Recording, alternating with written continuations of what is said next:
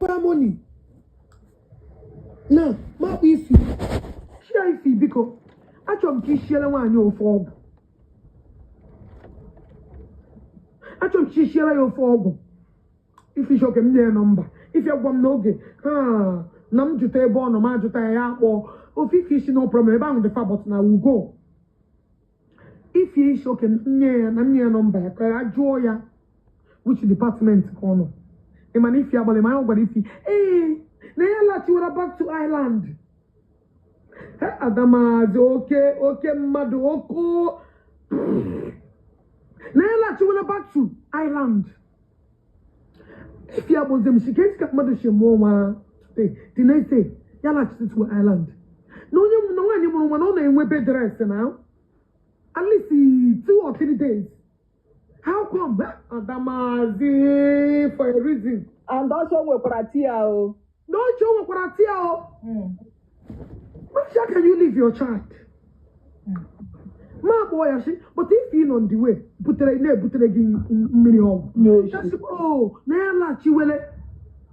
Kayaga back to Ireland. From Ireland, Naga Nigeria, and I'm going to show.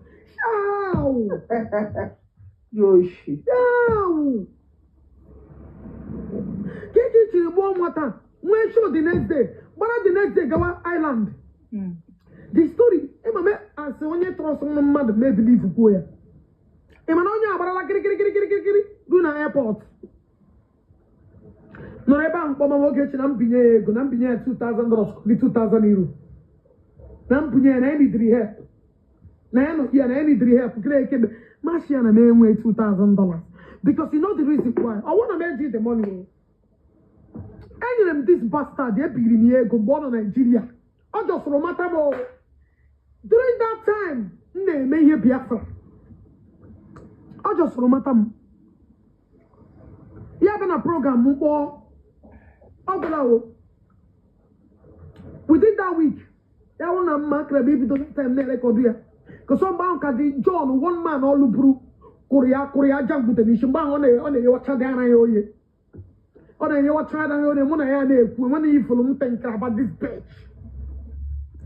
I'm now a broken, convicted felon in Italy. I'm now a felony where convicted, bro. What showed you up here? What you up here? What a drug, what a penny up here?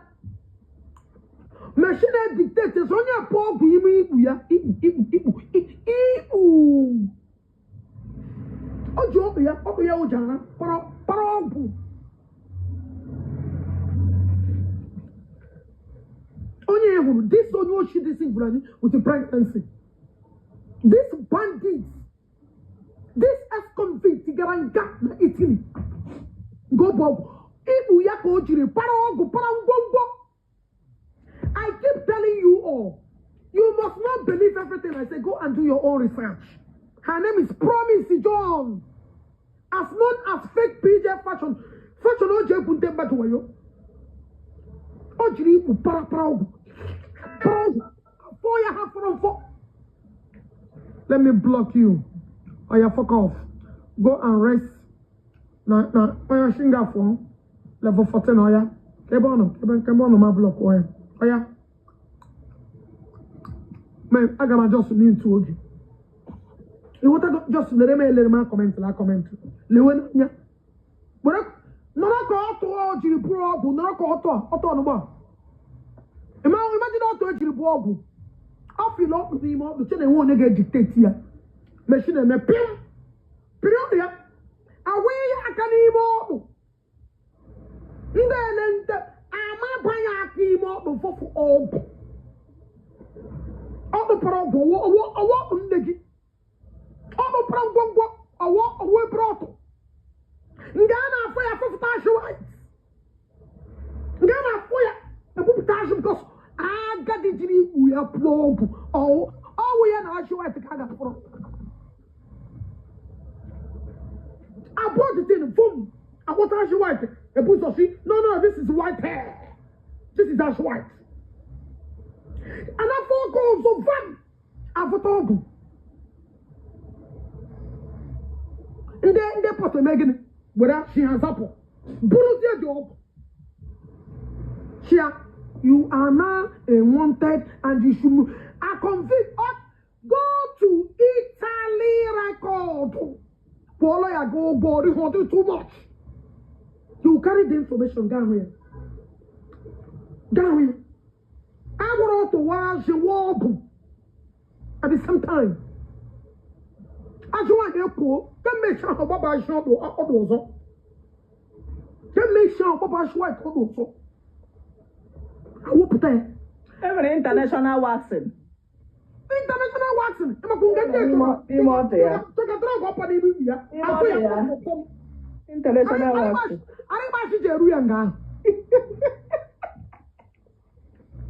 Okay, go can from what Abuja payment account. I saw video. I saw that voice note to be called. Yes, I saw ya. I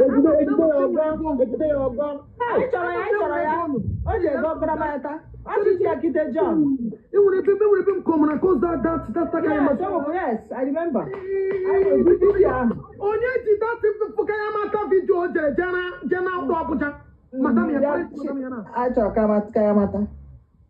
Zagajit, please, if you have that video, please make a day.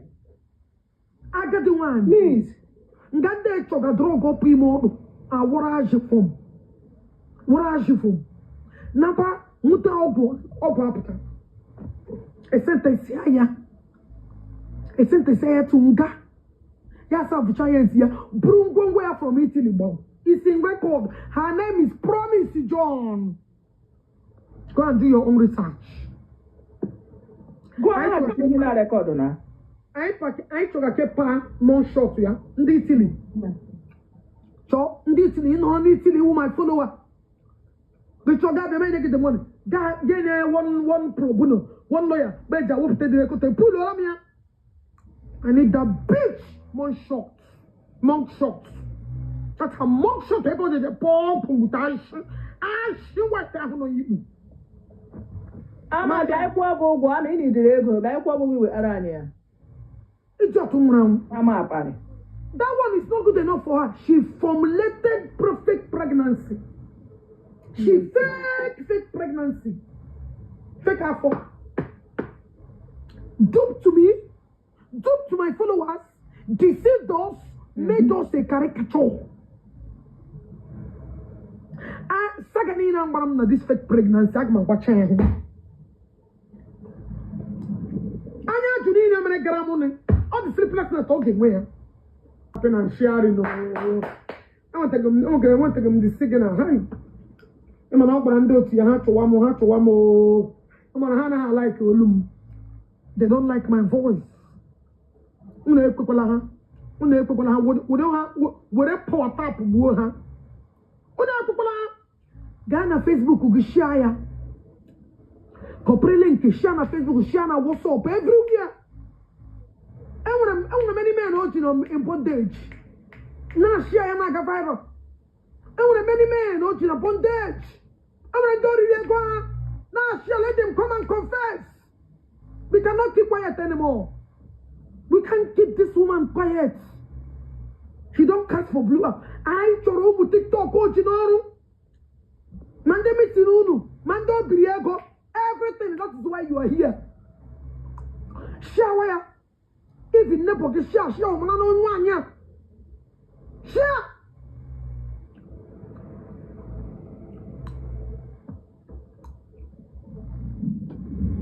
We cannot keep quiet. One year put a fake line pregnancy. Anya to ego. Emboss to emboss in ego. Ego anyu. Anya she want. Ya want to kill Ograga no she. Yana put an arm of orders. Let me show you if you're asking who be that woman. The pen here.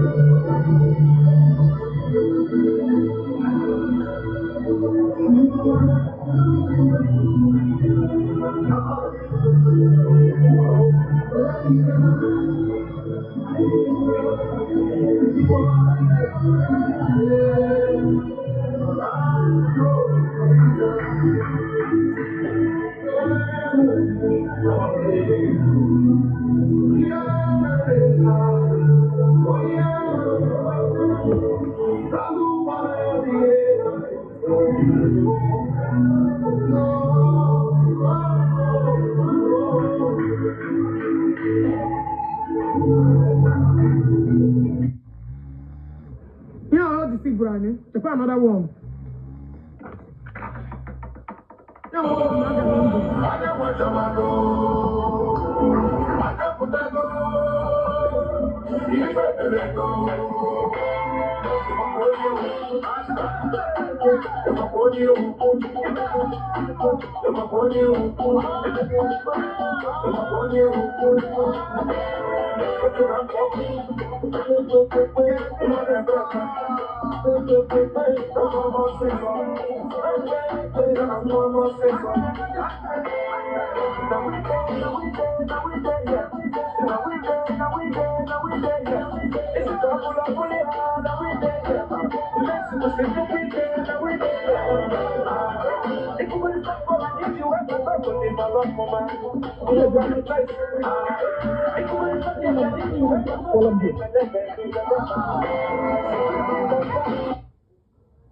who is this?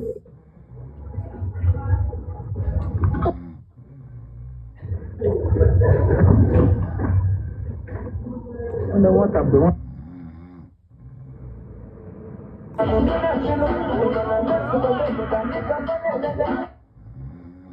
Yeah, now they get here when the secret be dropped. You are nobody. Yes, all you use one for ritual. I discovered. Oh, yeah, they chichi. Why they wear your pastor? They high chief. Oh, yeah, chirigia. I believe them. None of hotel is say picture snitch high chief. Who are you deceiving? Only Old Bank Association, Old Bank Association, non UK. Listen to me and listen very well. When you want you me alaro. Akwabia kuni here right now more than one in your association. All the Igbo Women Association in the UK. Akwabia kuni here right here, no more than one in your association. Makagene, no one among one. She avoided the meeting, a deputy meeting. Okay. God pretend there no boyfriend for 9 months. Okay. Ashi. Okay. All the bills are wrong. Okay. Agbacha-nani. Come on, PJ Fashion Control. This has come to the end. Oh, we want to need Bogo Gatarigon can end of discussion. Honda Accord. Okay. PJ Fashion Control. This is my time to buga. As far as that small girl go live. And don't wait here, Meria. Oh, wait here, Meria. Oh, wait. Here, Meria, here, Megi. I'm telling you, I bet you. Oh, yeah, Tochala.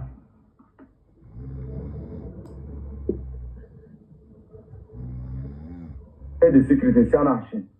I must fight for that little get justice. Or see, you get that government police and I'm excuse me, both the nanny and that little girl. And the end shall justify the means. That's why I'm here today. Share this video and tag PJ Fashion Control. Tag every blogger you know. Tag very dark black man. Okay, excuse me. Okay, Pico, excuse me. Pico, who is this man talking about that woman? Yeah, with the ex-husband. Okay, so that the people will know what you are doing. Yeah, with ex-husband, yeah. Ex-husband, yeah, one of the ex-husbands. The person not been accused. Number 11. Good, that's why I asked that question. This is number 11. Number 11 out of how many men all the room? Explain, yeah, good. One day, I'm so far. I'm so mad about war. Make una listen. You know the details sequentially. My name is Nana. She's after my life. And she can't do me anything. She's after my life. You're Melodican on Nigeria now. Police on Hanam, Timna said, from said, or may bribe at Puyamna prison. Nkala, man or their roster. It sees my case fine. But it's not possible. It's not possible. Told you go. It's not possible. She must come out. If you love me, share this video.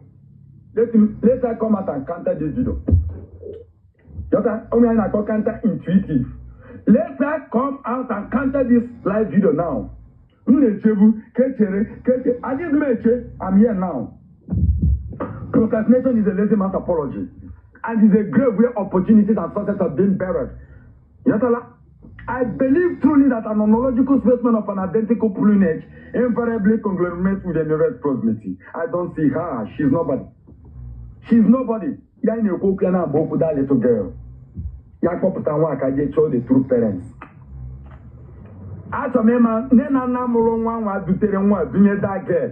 binye dilator duru nwa binye promijon mere ha ji nọrọ n'ụlọ na-eme ndọrọndọrọ ọchịchị na-duplicate fake documents. Later brought out the documents. I did an adoption on somebody's behalf.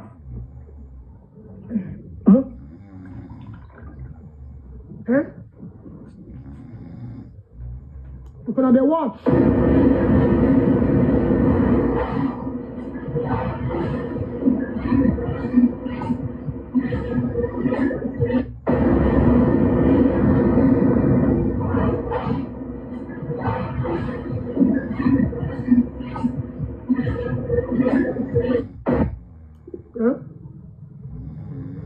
Okay.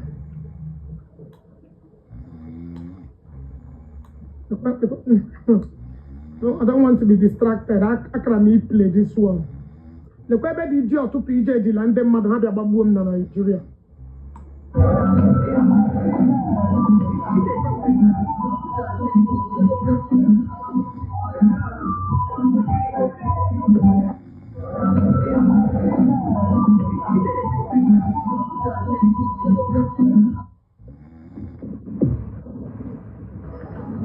Are currently streaming.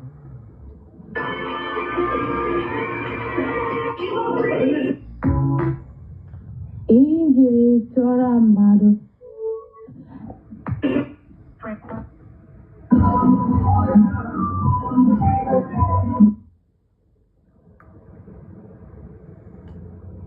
Okay. Whenever I'm here, whenever video game to kill me. I want to Peter. On a higher Peter, she called Mandega Baburi or Banche. Peter got put here for because such a kruka is the Peter. Peter no Mandega Baburi or Banche. Now, let me now play one video. I'm with a lot of records. What's no more than your Banche? Now let's listen to this before I go that far. Man, tag blessing CEO, tag that you freeze. Now one you be alaro. Opetere. Nga drop unu the comments. Nga drop unu the voice notes. Also no go no me adoption. Oh yes sir. Now adoption de legalize na Nigeria. Meaning keke ko de legalize. Esimu ni muro nwa na London. Many deceive him as a husband. Some name muro nwa na London. He deceive him to answer that little girl name. The situation the parents know now, I don't know. The situation of that little girl, I don't know. The situation of the parents for 2 good years. Oh, one not the parents. No one you know that Murunwa. Every other woman. Hey, on Wojikana ba. Ọ na-ahịa eke ka ọ na-abụ nje na-eke mfụ na ndị mmadụ na-azụ ahịa na-apụta n'oge goro ewu kwuru rebia ndị mmadụ. Ọ na-ahịa ji ka m na-apịa na-ahịa eke ma na-ahịa ore ma na-afọ ma na nkwọ ka m na-afụ na ndị mmadụ na-abịa ahịa igoro ahịa ire nwe ya ndị mmadụ. The woman nwekwa ọsụsa anụrụ n'ụlọ na-arụ fake documents. How do I know? Ndị anyị ru na Abuja 6 months old, the miracle presence. Since then, I've been calling PJ Fashion Control to come back home. I've been calling her to come back home. The next thing she did was to block me. She blocked me for Facebook. If you watch, you know, say, if I didn't tag her, I know they see her. But I didn't tag her. So that people, where they follow me, where they follow, I'm going to call her. Yes, now she stole the baby. That is what I said. It's good. Frank from Abuja is good. It's good. It's good, Frank. It's good now. I'm alive. I did do something. Frank. We can talk later. What are I never knew that PJ or some no way here. Why no man can act about here? You were a reason. Call cutlass, call scissors, call bunko. See, Emana, one job and I can't move a little girl came on one. Open and watch a put on wait here. Oh, we said doctors came to a berry. Doctors came to a berry. We're in scissors, kawatia, yetia tear.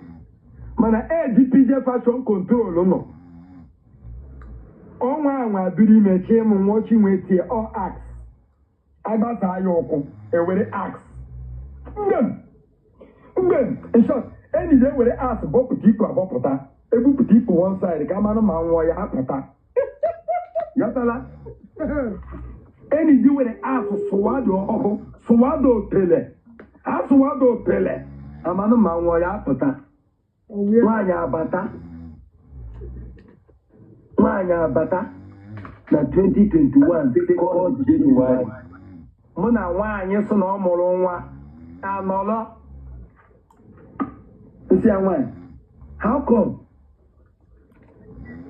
ike gị nke gị ọwụzi ike ọkụkọ how come ka ike ajụjụ ona eji m kesịrị ịmụrụ nwa na-enyere gị tie and eji anyị nọkwa na achịnye gị tie ọ as ka a ga-eji sụja gị sụọ gị gwogwo ma fụrụ stitches na arụ gị no stitches asị m na mbụ nwoke nwee nke mma na aka onye na-edoro m anya ntụrụtụrụ ma nke onye na-edoro m anya mba nkịtị ka ịkwana nwa fụrụ na nwa ishiri ike I keep repeating the same thing ịtọ m n'ụtụtụ I will still repeat myself na nwa esibe ike na nwa nọ n'incubator o bido kpọwa frens ya n'obodo oyibo ọ kpọwa ndị frens ya ka ebinye nwunye ego amụrụ m na nwaanyị enweela conspiracy with Oluchi na-arụ na court amụrụ m na onweela conspiracy Oluchi zuru nwa zutere ya ka onye Oluchi ego ekuru nwa mụ na PJ asụmanyị ga-eje n'ime kọma nwa ọsụmanya nọ onye Imo steeti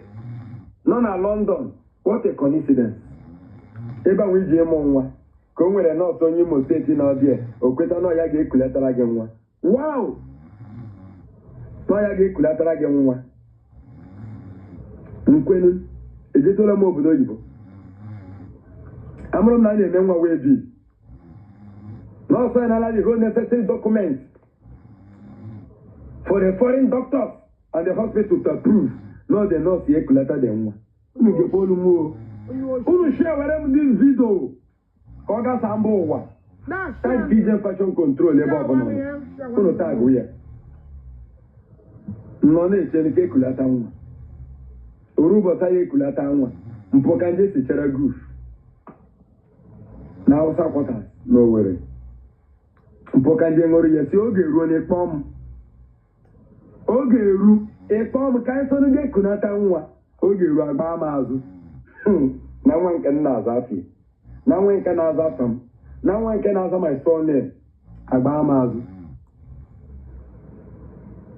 mụ na-ebidokwala ikwu o mụ na-enwekwala agreement o na anyị ga-eme the contract marriage the court wedding before mụọ nwa ka ezi ka isizi mụọ nwa were ya baa afa nna gị Miracle Princess John ohe the birth certificate na-aza the birth certificate edezikwa n'obodo oyibo unu ga-erekwa olu m n'ofu nkanka hospital nọ n'Owerri amara dị mma na-eme exist ka edere n'akwụkwọ anwa ha nwekwa ọfụsa ije ya provide kwa those information oge provide kwa those information for the acquisition of that little baby oye provide kwa that is my stand oya abịakwa online provide those information ọ bụ na o provide ya njinji ga-eji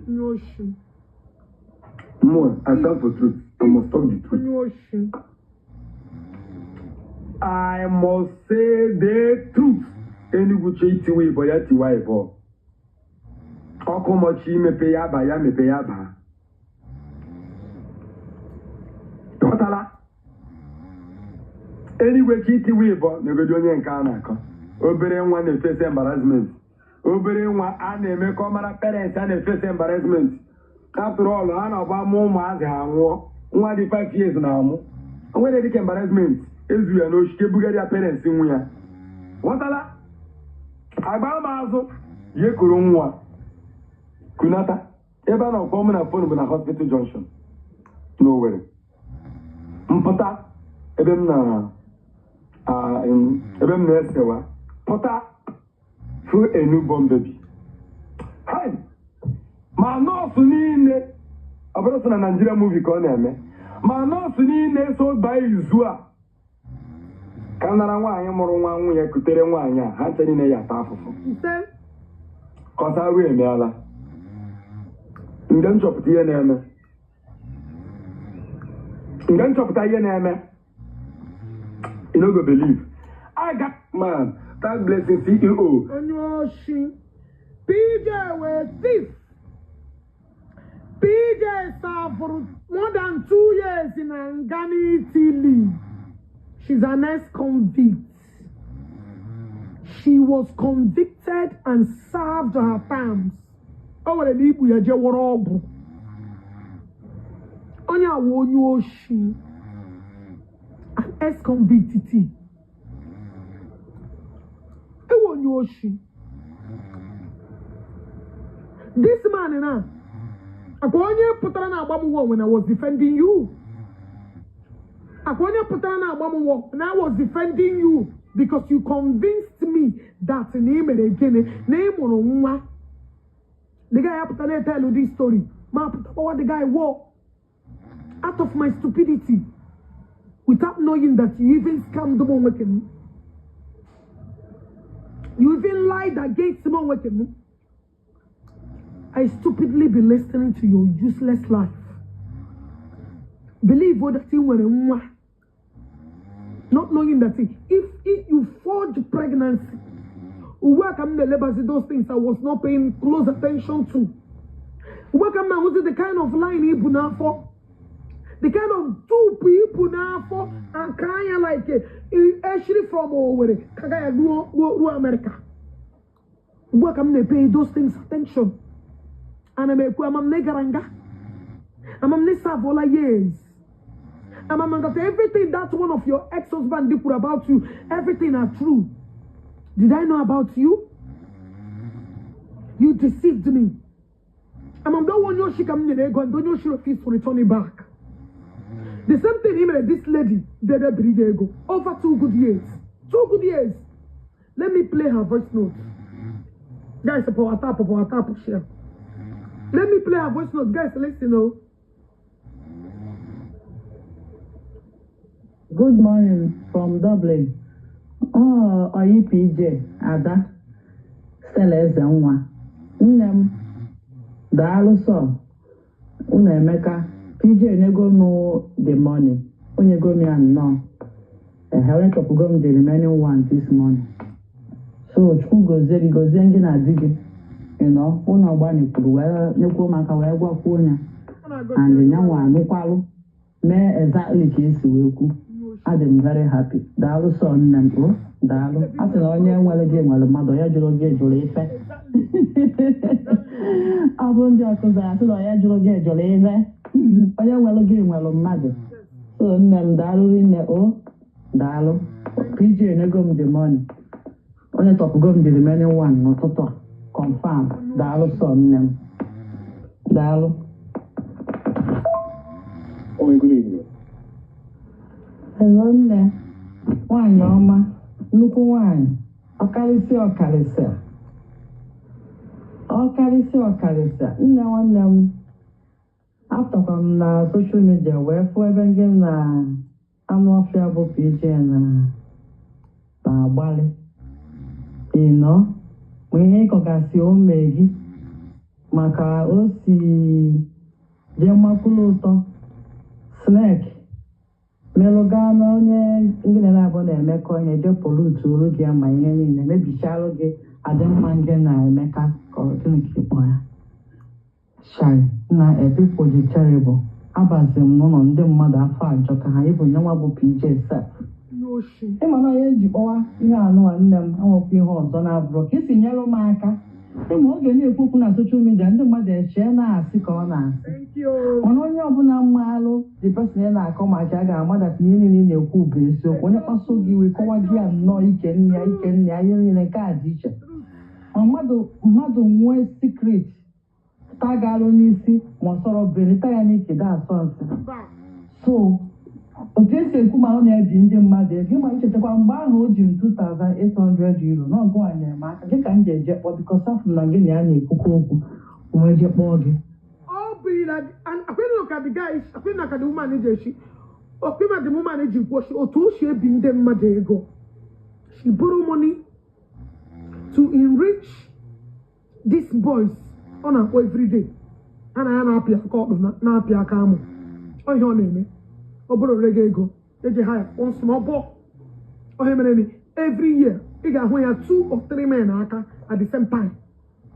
And ọ na-eme ihere. Ọ nakwa eme ihere. Shidati enwere nga nwaanyị agbamije ogwu egwu suru ugebe ya mara na ya eme n'oke a mata na ọ wee egwu ndị mmụọ onye anaghị enwe ihere atọ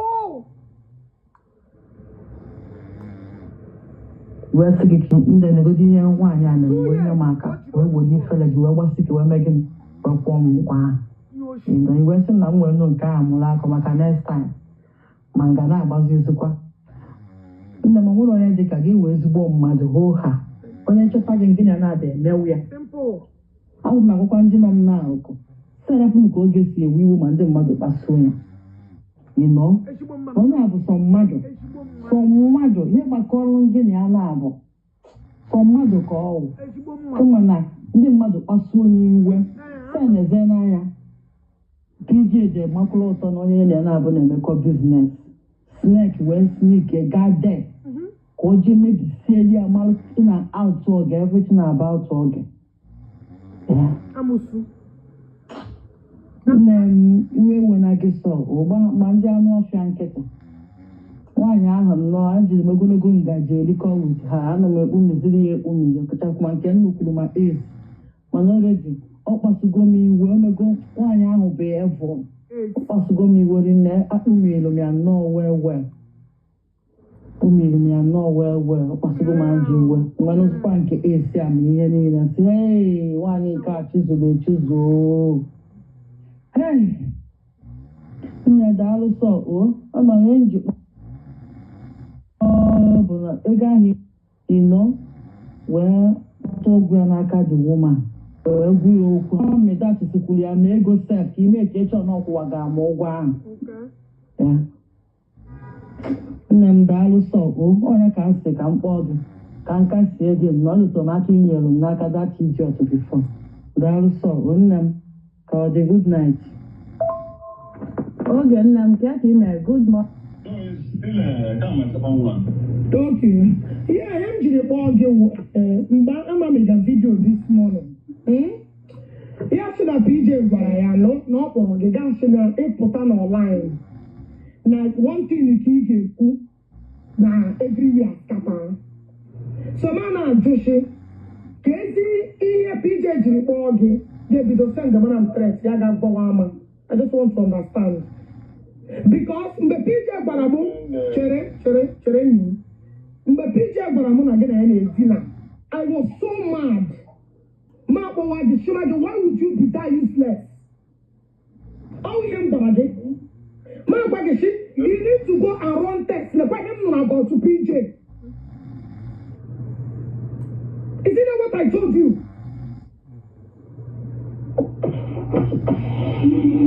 And I need I'm with you. I'm not in the war. Man, actually, it gets you go and run text. Why would you allow PJ to whenever you to sleep with your phone, your every magic?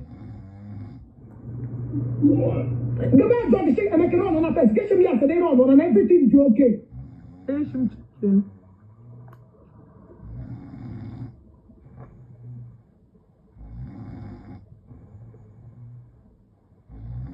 DJ don't deserve to have a child. And I will tell you why. Why? I will tell you, I will get to here. You know, when I stole somebody's baby, I didn't go back in national across the pain. Only Zurubano, Zuru, the pain on yet. Now, when she deceived the public, the road is not came, the truth is Juruba Tiago now, and then one was arrested by police. She came and wrote a statement, a religious Balian one. Now, because when you take over, come when you take over, become the boss. You can request that you can convert. And then in the boss, if you want to know, come when you're the thing, make some idea to which one.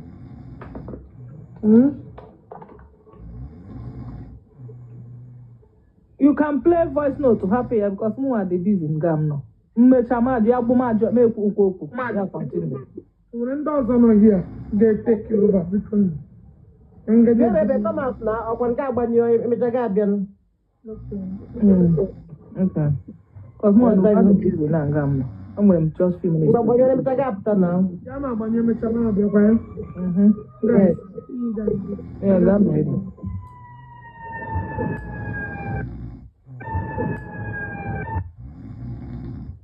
So ka anyị take no chill pill my brothers ka anyị mara ebe anyị ga-esi fix wee ihe mezitụwa ihe ka datin na-aga n'anya ya because like I told you Chukwumerije, money should not be problem.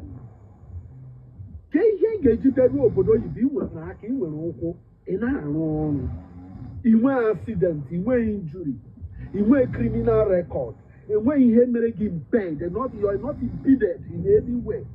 But give you I rely on a woman's money or make sense. Why would that even be a problem? On a why granaro like a man sometimes. But I'm winning I hear Nanya taxi. Gaga poro matakre Nagatabe school, what I hear. What I cried here, ya Zoya, ye will go taxi over Zoya. Zụchaya na nọọsịn nwatakịrị agwa ya dat na ọ ga-akpọta mmanya and na ha enwu ụlọ n'ụlọ ha na ọ ga-arụwagodiri mpa ya ụlọ. Everybody was against mgbe a chụpụrụ before a chụpụ the man ka m gwa gị ihe mere before a chụpụ ya mgbe ọ kọrọ ya akụkọ a everybody was telling him ekwekwele n'otu why would that thing happen? Kpọọ ya si ya ehụrụ gị ya aza m ehụrụ gị ya aza m sị gị mgbe m na-agachala ọrụ alọta na ị ga-anọ n'ezi a ga-achụpụ gị asa ehụrụ gị a ga-achụpụ gị asa ya sị m maka gịnị ehụrụ ndị ị na-ege ntị ị ga-ahụ onwe gị n'oyi akụ ịzụọ na ya na skuul ya sị ngwa mmanya ahụ ọ chere ịkpọta go and help and bring the mother. Ga-akpọta mmanya ahụ ọ chere ịkpọta ụlọ ahụ ọ sị gị ya chee ịga rụọra mpa ha ngwa gbawa ngwa ka inwe ụlọ na ka ụlọ gị ya sị ngwa gbawa ga-abido foundation ahụ n'ụlọ ha is blọk wụrụ 300 gị si ya weta ego 600 ibuge 300 na ke ha gị ibugekwenu 300 na ke gị because ike ịdị 63 years ike iji arụ ọrụ adịghịzi gị ya. Okay. Gaa were project ahụ mana this man sị na m na-akọ nonsense before you know you Chukwumerije the woman achụpụ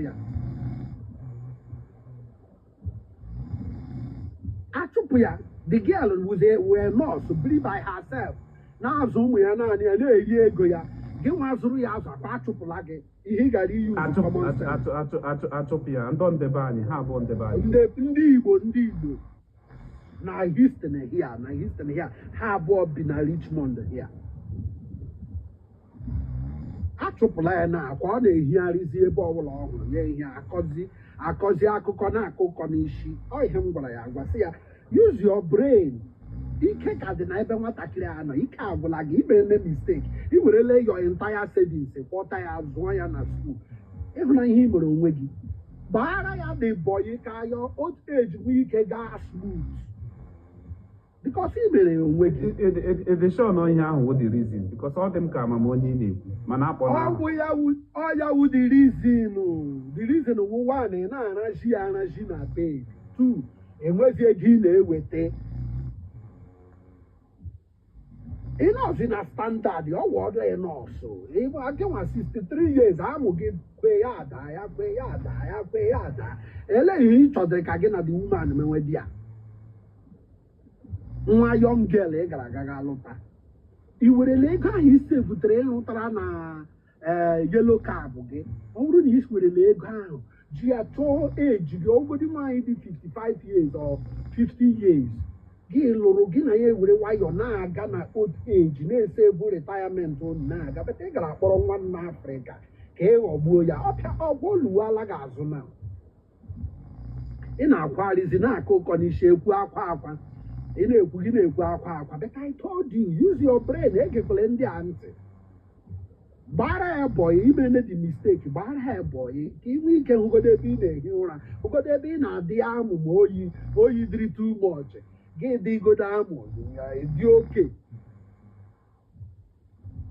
so my brother ka m hapụ ịga too much ka ndị ọzọ kwuo biko enwere ihe ọzọ ịpụta na mgbede ka anyị kwuo maka business. I want to introduce our people to couple of investments in Nigeria that is going on now, and I'm going to throw more light about Dangote's share that is coming up. Okay, some of my investment analysts, I will discuss also. I cover so many things. So, can our people in the north, with the businessmen number, they can discuss. So,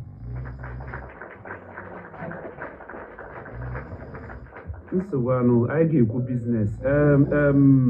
My Mr. Chidi, sorry, Dr. Chidi, go ahead, sir. Thank you, my brother. At this time, I may go before na your platform. sorry, ni Ibagote. Ile anya gị mee n'ọkụkụ okwu ntini a na-akọ okwu ntini welcome sir sorry na mbutu oge mbugote maka ihe m mere ka ọ bụ mistake maka iwu niile ichiri here ana m emecha ha niile I drop home the only time m dara ihu gị bụ na my wife na-akpọ m nza ya na phone were iwe tupu m sị na ọhụrụ nke ahụ no problem I will go down mana honestly speaking, like I said, I'm not sure, maybe I've never spoken on your platform, mana. Ihe a na-ekwu ebe a, tọọ m ezigbo ụtọ. Abata mgbe nwanne anyị na-ekwu okwu maka and this thing that like I'm not picking on anybody. Mana ihe m just chọọ ikwu ihe metụtara m mgbe ọ na-ekwu maka dịka onye na-anọghọzi na di ma onye aka ndụbekwa anọ di na onwe ihe jikọ onye na ya. I want just maka ya, but I wanted to just address that issue. Mana before m ga-ekwu ezi maka ya, nwanne m nwanyị, abụ onye Enugu steeti, abụ onye Nkanu. Nwanne m nwanyị bụ onye Ngwo. Ebiazịa wee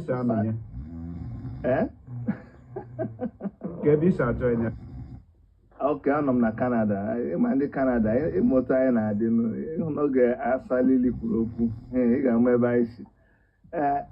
Asalili wee bịazịa mgbe o ji wee kwuchazie okwu ihe niile m ga-ekwu amaghịzi m ihe m ga-ekwu that is o jide everything wee tọsacha ya very well that is ọya m nji na nwa na-ajụ gị sị gị biko kedu afọ akwụkwọ Adalidi ahụ achọkwara m that link maka achọgo m ya nwa obere afụbeghị m dị akwụkwọ enidere m akwụkwọ ahụ maka ihe mere by the way, let me say this. Ma onye ọ na-ewute, ma onye ọma nwute, ma onye ga-achọkwa na ịghọtafie m.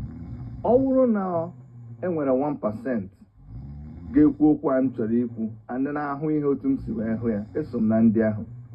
Enwere m one of the best marriages in this world. One of the best ọ bụrụ na ọwụ m onye zoro ezo n'ebe ndị Igbo nọ na Canada, na Toronto. Jụọ onye ọbụla na Toronto, ha ga-agwa gị. I consider m onwe m na nwere one of the best marriages in this world.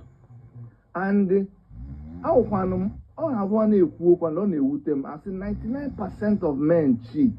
Eso na that 1% a na-cheat. And that 1% my wife anaghị cheat. So one of the best marriages. Isi onye Enugu State, which local government in Enugu? I'm onye ọzara, onye ụmụnne na ọzara Nkanu. Nwunye gị bụkwa onye ebe? Nwunye m bụ onye Obosi na Anambra State. Okay, go ahead, Prọfesọ Ebo. Nwunye m bụ Dr. Erica Ebo, an architect. Mụ awụkwa Dr. Chidi Nwanyanwụ, an architect by profession. So, background nwunye gị, CV nwunye gị dị mma. Nwunye gị nwere a very good CV and good background. The same thing with you.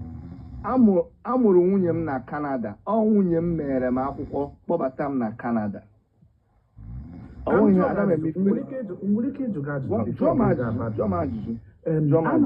Anụrụ m dat na ụmụ nwaanyị Igbo anyị amụrụ n'obodo oyibo ha lụọ nwoke bịara abịa nwoke Igbo bịara abịa kpọta nwoke na marriage ha na-eshi ike kara nwaanyị Igbo bịara abịa ndị nwoke Igbo bịara abịa ghọta ihe m kwuru nwaanyị Igbo a mụrụ na obodo oyibo ya lụta nwoke bịara abịa na ha na-adịtụ more compatible kara nwoke bịaranụ and nwaanyị bịaranụ ha lụọ together ọwa eziokwu enwere obere sensị dị n'okwu and achọrọ m ịmata izi o ji dị ụtọ. My brother, ọkweghị ebe m nọ ana m like generalize imuvugo ihe ebe m ji chọọ ime ihe approach because my mother was single parent. My mother na my dad is separated. So mgbe ọbụla ịhụ mmadụ na-asị na onye ọbụla meka na na-asị na and asa Lili kwuchara ihe niile ahụ onye ọbụla efu nọrọ onwe ya nwere 101 reason o ji wee nọrọ onwe ya. Ụfọdụ mmadụ agwụnarịgo ha, ụfọdụ onwe ihe mere. So but ka m zaa ajụjụ e jụrụ ana m like generalize. O nwere n'obodo oyibo ị ga-ahụ like my wife, amụrụ my wife n'obodo oyibo. My wife ha biri n'obodo oyibo pịa bụ prọfesọ, ha ji ego, and yet ọ nechaa m anya ọ mabụ m na skuulu mgbe ọ na-achọ mgbe mụ na ya chọrọ ịnụ nwaanyị amadị m na my wife na amụrụ ya n'obodo oyibo. Honestly, God is my witness. Amaghị m anyị mechara ka anyị chọzi ịgba akwụkwọ ọ sị na ya chọrọ ịga obodo oyibo. Nsị ya na anyị na-achọ ego anyị ga-eji gba akwụkwọ si na ịchọrọ ịga obodo oyibo kedu ebe anyị ga-esi nweta ego visa. O sị mba na ya bụ Canadian citizen. Si ya na ịwụ Canadian citizen ọ sị na ọsụsọ ego plane ka o nidiri. Just listen to my story. So ọ bịazie ebe a wee rụwa ọrụ while m nọ na Nigeria na plan my wife abịa ebe a rụchaa ọrụ wee mechazie wee sị m na anyị ga-agawa Canada. I was doing well. I had my office na Sokoro Family Worship Center dị na Uyo Abuja. Ọmụ bụ the resident architect. Oh, name my that family worship center. You were a big man. You were a big man. Of course now. So by the time I bịawazia Canada, I'm not sure ịgwago ya mụrụ n'obodo oyibo mere establish ebe a. My wife rubecha my wife na ọ na-adị akọ ya were ọnụ racha ebe m zọrọ ụkwụ n'ala. And this is somebody that has everything. Onweghị any reason iji na-eme otu ahụ. Ọ na-ego ka ọ na-achọ and all that. Mana ebe ndị be anyị na-enwe nsogbu ọ dị ka nwanne anyị nwoke Kingsley kpatara ya aka nwa obere though I like ha moto si wee tinye ya. Mana it's about motive. And onye nke pụkwara apụ pụtekwa maka ya.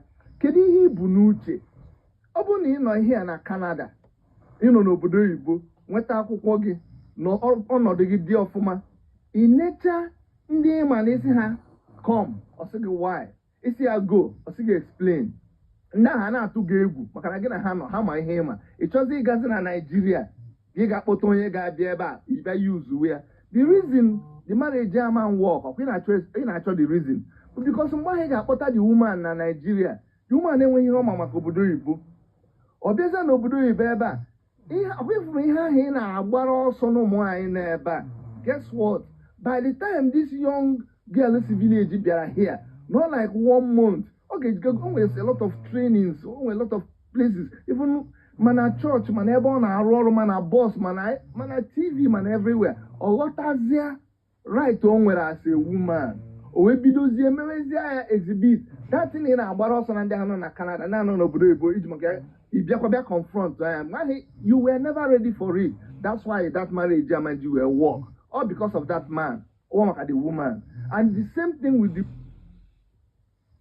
women. So, every time, now why I don't know what I from Nigeria, what I'm from Nigeria, no, I work. Mba, why you happy one and didn't know Obudo because now I need a neighbor, my own. We know about it. I am a head count again. I ain't not here. I am on a street, you on a street. So, because of that, it happens to work in Nigeria, just in Nigeria. It's just what you know, Mahamaki. By the time we have a Mingolana community, Matonyebu, that marriage, I'm on work because one is Yoku. So that's the way it works. I know that now. One in Diamond Obodo Ibo. Her name were mindset of Eddie Abakasualo everywhere in Nigeria and Alibo. Nahano Tego, I believe from Norway, Gohana Dihagiri. Develop where together with Yoku. Now here we go the number one mindset. You have these they very distinguished. Took Meride. Oh wow, shit. Here I'm not depending on people. I'm a guy here. Still on the gin wine. Or Ghana, Nigeria, booze or Sichatarian wine and Nigeria, like no commodity. Sichatarian wine. Then a Tatarian wine. Yes, now. A Tatarian wine or Nuzian wine. Large it here. Where's him now was the girl? The girl, Abachara, who was the girl, Yabia, Morozia, no, Roti, Mamia, Norozia, Mamia, while he's here. I told my wife that this marriage is not going to work. A few months later, because this guy looked up to me, I said, Dr. Chidi, can you believe that this girl now married my mother? You see my wife, and just now watch. A few months later, the marriage crashed. So I cannot generalize. Otherwise, when we're bad people here, we're bad people in Nigeria, a good person, we're a good person. I don't care who they are. I don't care their nationality. Why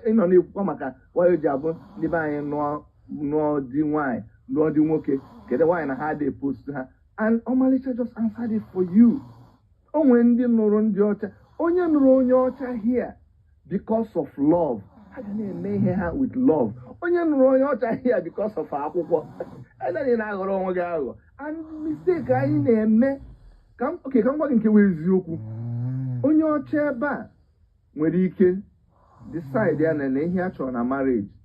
I'll go and I'll go with Mahoney and Mahuamacha. But I'll just decide there to just we here or all my heart or every heart and I granite or just wear that thing. Go and deceive one week. It is a video deceive. On your time when you cannot attack with you name all those things. Man, on your buy, or may I won't open here. That's what I can tell you concerning that. Man, before I draw my juju, him to know if we're back. I didn't want to waste time again. No one supposed to name my church. I wanted to it is not fair. Every time I generalize here. See, because maybe your situation now work on. Because maybe life dealt a rough one on you. It just there just to feel good, just to justify your situation. It's not to accord the neighbor or the whole town. My wife had the whole town. I'm had the whole town. And it is only God's grace. And I'm so happy. I won't take it for granted. But I'm getting dizzy because where they accepted in our society. Nature, the kind, I don't know, maybe God, that's what God wants to use me in life. Why should I now come? Just give a man accept and say, now help my wife. Oh.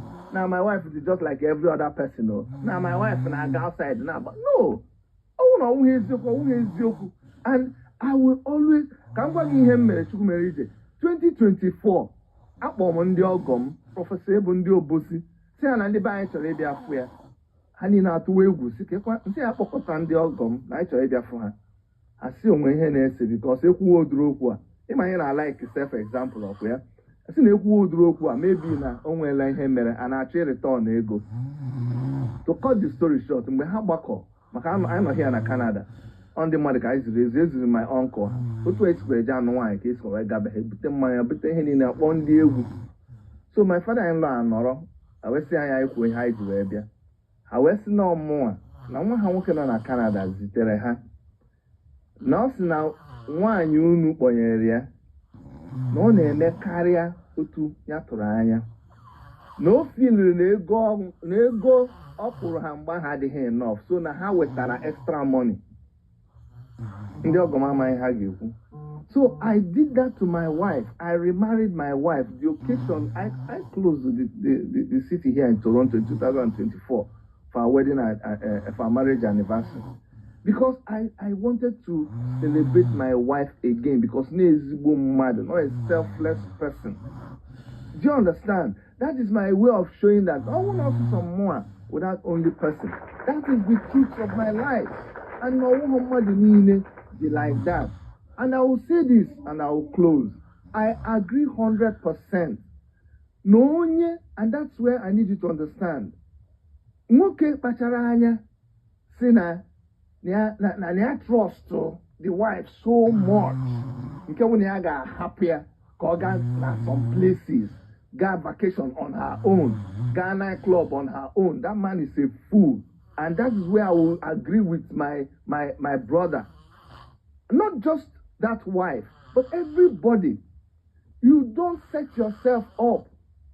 Yes, your wife is a human being. She chose you because you are the best for that time. But it doesn't mean that you are the best in the whole world. Don't create that situation. Or the pastor gonna make counseling. Or you in a room with one about us in our pastor. No, you will fail. So it is absolute nonsense. for you to say they happen your wife call club on her own. Ebe ịma ihe a na-eme na club, what do you mean?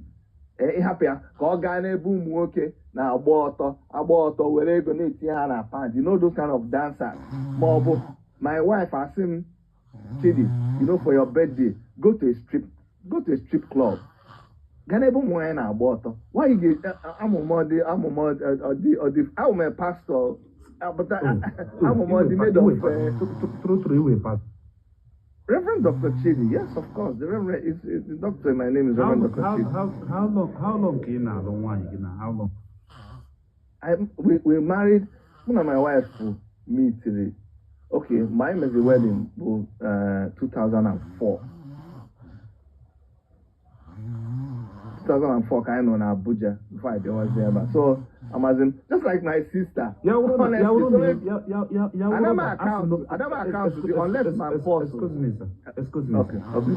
No marriage is perfect. Ya wuru na enwere ihe ị ga-asị na ị na-regret ma ọ wee nwere ihe emere bụ ihe ọjọọ emere na marriage and ihe ọjọọ i nwere ike isi legodi kemgbe m lụ nwaanyị lekwa otu ihe ọjọọ m mere mana ọ gbagharago m. What is that bad thing you committed? one. Me and my wife na-emejọ onwe constantly. Marriage does not have a formula. The formula is that you're gonna emejọ onwe. I'm no cheating. I'm na ya wuru maka cheating. Ka m pụta wee ba he cheat before. So nke ahụ na da amụ ya ka cheat before. But enwere ụmụ nka ihe ọjọọ dị anya e nwere ike imego mana your woman forgive you as a good woman.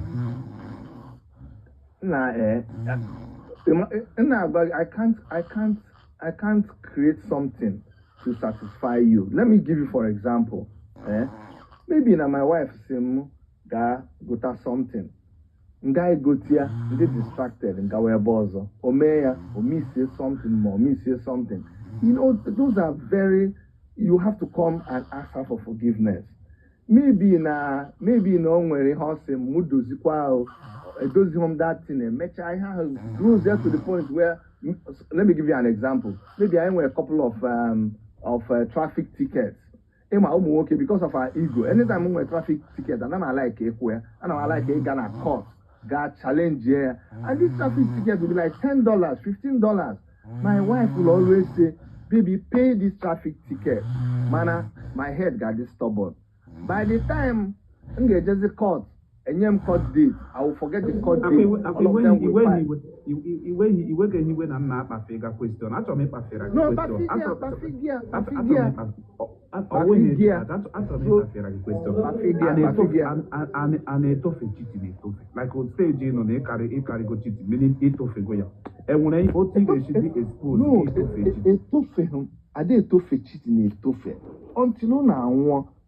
At 90 years, you are there to cheating. The fool won't recognize the realities in life. My wife cannot deliberately say Mogana room ebe to prove to people that the husband now man cheat. I trust on myself now my man cheat under that circumstance. But I will not expose myself to that kind of thing. Another woman, I'm send the text message to me. When I let text back and forth, mom got my wife. I'm setting myself up for failure. So you should see the traps ahead of time. And you should recognize me as a human being. In fact, when I got my wife, we joke about this because I married my friend, like Asa said. And I got, I'm a pastor, man of God. Sometimes I catch myself looking at a woman because I'm a human being. In fact, my wife got saying, hey, the goody can why can do drag him. Say, I've been some kita moon the weekend why. More goody, I said, never come now, and sometimes no, say, okay, I'm on the more why juice my you have one after by Yaniki. Or Ronona, yeah, you know, that's how I thought, that's how, and those kind of things, it demystifies things. Just my wife and said, this woman, my honor, man. When a man not to my wife will share text and all of those in Chenonia or Chenonia. I'm around my honor, man.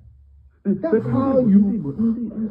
mpaka ukwu m mgbe my grandfather dị ndụ enwere ihe ọ gwara m my grandfather sị na ihe nwaanyị na-agwa di ya bụ onye gbara ya enyi ya ajụ mana ọ na-agba di ya onye gbara ya enyi ya ekwete ihe a wee lụrụ ndị okenye my grandfather my late grandfather his blessed memory ya nwakwuru ihe ọ sị na ihe nwaanyị na-agba di ya onye gbara ya enyi ya ajụ mana ọ na-agba di ya onye gbara ya enyi ya ekwete enwere obere sensị nọ n'okwu ahụ ka ọ wee foolish talk dị ihe mgbe o nwere sensị nọ na ya ka m gwa gị sensị nọ na ya otu a mụ na my wife si ya discuss everything iman dị stupid enough o nwere ihe ọ ga-abụ o mechaa ịbịa gwa your wife you will cause more pain to her and spoil her day. You are wise and intelligent enough to know the one you can handle. Finish here there. That's what you owe each other. Because when certain things, when people deliberately they set you up, somebody can set you up just to on a target to your relationship. I will not on a social mechanism can go bruise there because they are my wife. Then it will upset my wife. Then nothing will happen. I will not do it. I will shield her from that kind of a thing. That even though I told you I share everything, for her sake, for her mental health, I resolve it and keep it there. And you too, you have to also understand. I know where some things all go. Look, you are very, very lucky in life. Live every day. And let me review this to you. Since 2004. And I've been here before you believe me. Man, can I shock him every day with a mume on a mass? Why? I'm just like every woman. Man, we keep learning each other every single day. Every single day. Man, all that patience. We have again your own aka. Unu weta kwa iwe, una wata kwa unu. Unu weta kwa iwe, una wata kwa unu. Na build there, anaga. Na build there, anaga.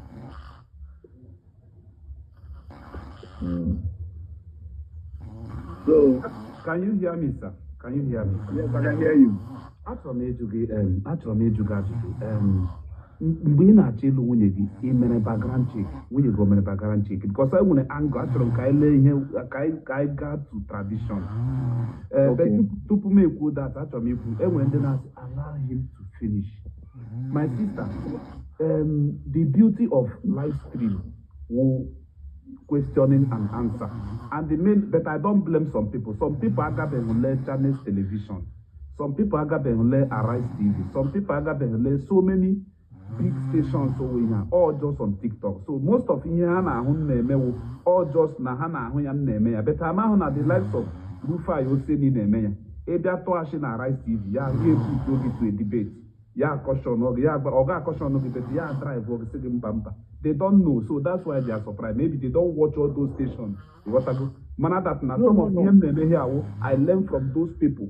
Okay, I see the strategy, I see the way they run their stations. So I don't blame them. And that juju, importance of that juju and juju. Kamado read here na atoasi na kamado wiki here decorate ukwa shikoya here. Yeah, but I don't want it like that. So I want the live stream to be not only entertaining but to be educative. Exactly. I like it. I like it. So, before I judge you, let me say this to encourage you. Through my region, online, I want my better mother. I will OG Neha. I have my platform. Go and Google about me. I'm big on YouTube. I used to be much bigger than that. Apostle Suleiman went through. I won't name that case of Apostle Suleiman and Stephanie Otubu. More we hear on that thing. More with that guy in Canada. Okay, I didn't popular. Kita as the pastors in the medicine has was a big deal, but that case of Stephanie Otubu on Moa na my channel can run that thing. So I understand social media in a more form. That's why I stayed on your thing to speak. Oh no, when so many things in them, I come out. So I have my big platform too. Just that I'm not big on TikTok, but I'm big on YouTube and other channels. So here I made the major job and I saw it.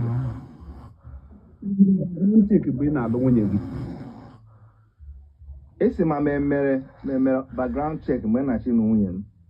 Okay. again, every case is unique. Every case is unique. In my own case, it happened that my wife, my junior na school, na University of Nigeria, about architecture. Oh, my junior. Man, when you come money, I was 3 years my junior. My wife were you working at school. In fact, you working at school and that were advice from me, but my wife. And when the man when you get to come money after school. So for me, that was the background check on her. You got to go. And then had been at Soka, University of Nigeria and Soka, more been at town. So I'm a peer Professor Ebo. Mana onye ọbụla chọrọ ime ihe gbasara nwanyị, I advise them to do a background check. Ihe abụghị ihe 1 week, ọ bụghị ihe 1 month. All the important na imere that background check. Mana ka m gwakwa gị o, onwe hakwa ine ọbọkwa ọda work chakwa otu ahụ. Ọwọkwa like 1 + 1 = 2. But some you can control, some you cannot control. That's the reality of life. Life is just about managing the situation in what as the Guinea.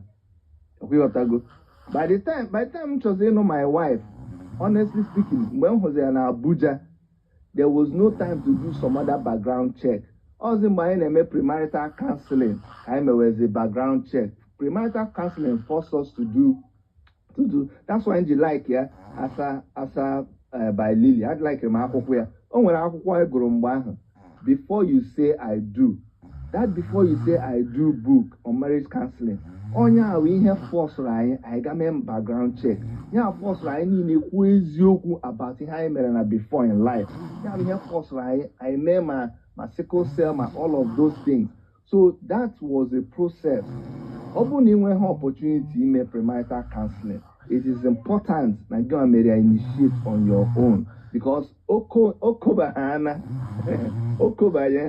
goes in late because you know only dating, and one night they married dating. The woman told me before I chopped that no SS. Because you get men so it's good to do that background check. Can you do that most of whom why this step in Nigeria? I'm happy about you. Percentage now Piawadi has do the less. Ndeka Piawazo Ndeke from a very poor home. Can you do like that? Your question is general, that's not difficult for me to answer because if we need a general answer, on our work for them, you got to go. Mana, if you say when you see from a poor background, money cannot influence you. Money will definitely influence you. So, onye na adịghị careful. Onye na adịghị careful bịa here. Bịa kpatụ ego aka. Bịa nwee independence. Bịa chọpụta the rights and privileges dị nwe n'obodo as a woman. It can turn you into something else. Because ngewa ezunitere from isi nni bunye nwunye gị bunye di gị pass area na table see honey no. Because now in our tradition, the man na goro na anata. But only did as in a situation, two of you na goro, 2 of you could na poor no toto. So the man may expect Nige in the woman. The woman I said the man, honey, there's food in the fridge. When you're hungry, you eat. Or when you're coming, buy pepper for me. But you got to go, the woman of Uzia, the kind of power on where she can easily derail and na piawa the man as and onya he enwe a good character. See fame for or money or guinea will bring you into a place, but it is character that will sustain you. When na character when money comes, that person will exhibit the true character. So onye nwere ezigbo agwa, they will continue to be a good wife to their husband. They will not even remember the money when they are talking, or their educational qualification, all those kind of things. Having said that, my advice in any man actually know why.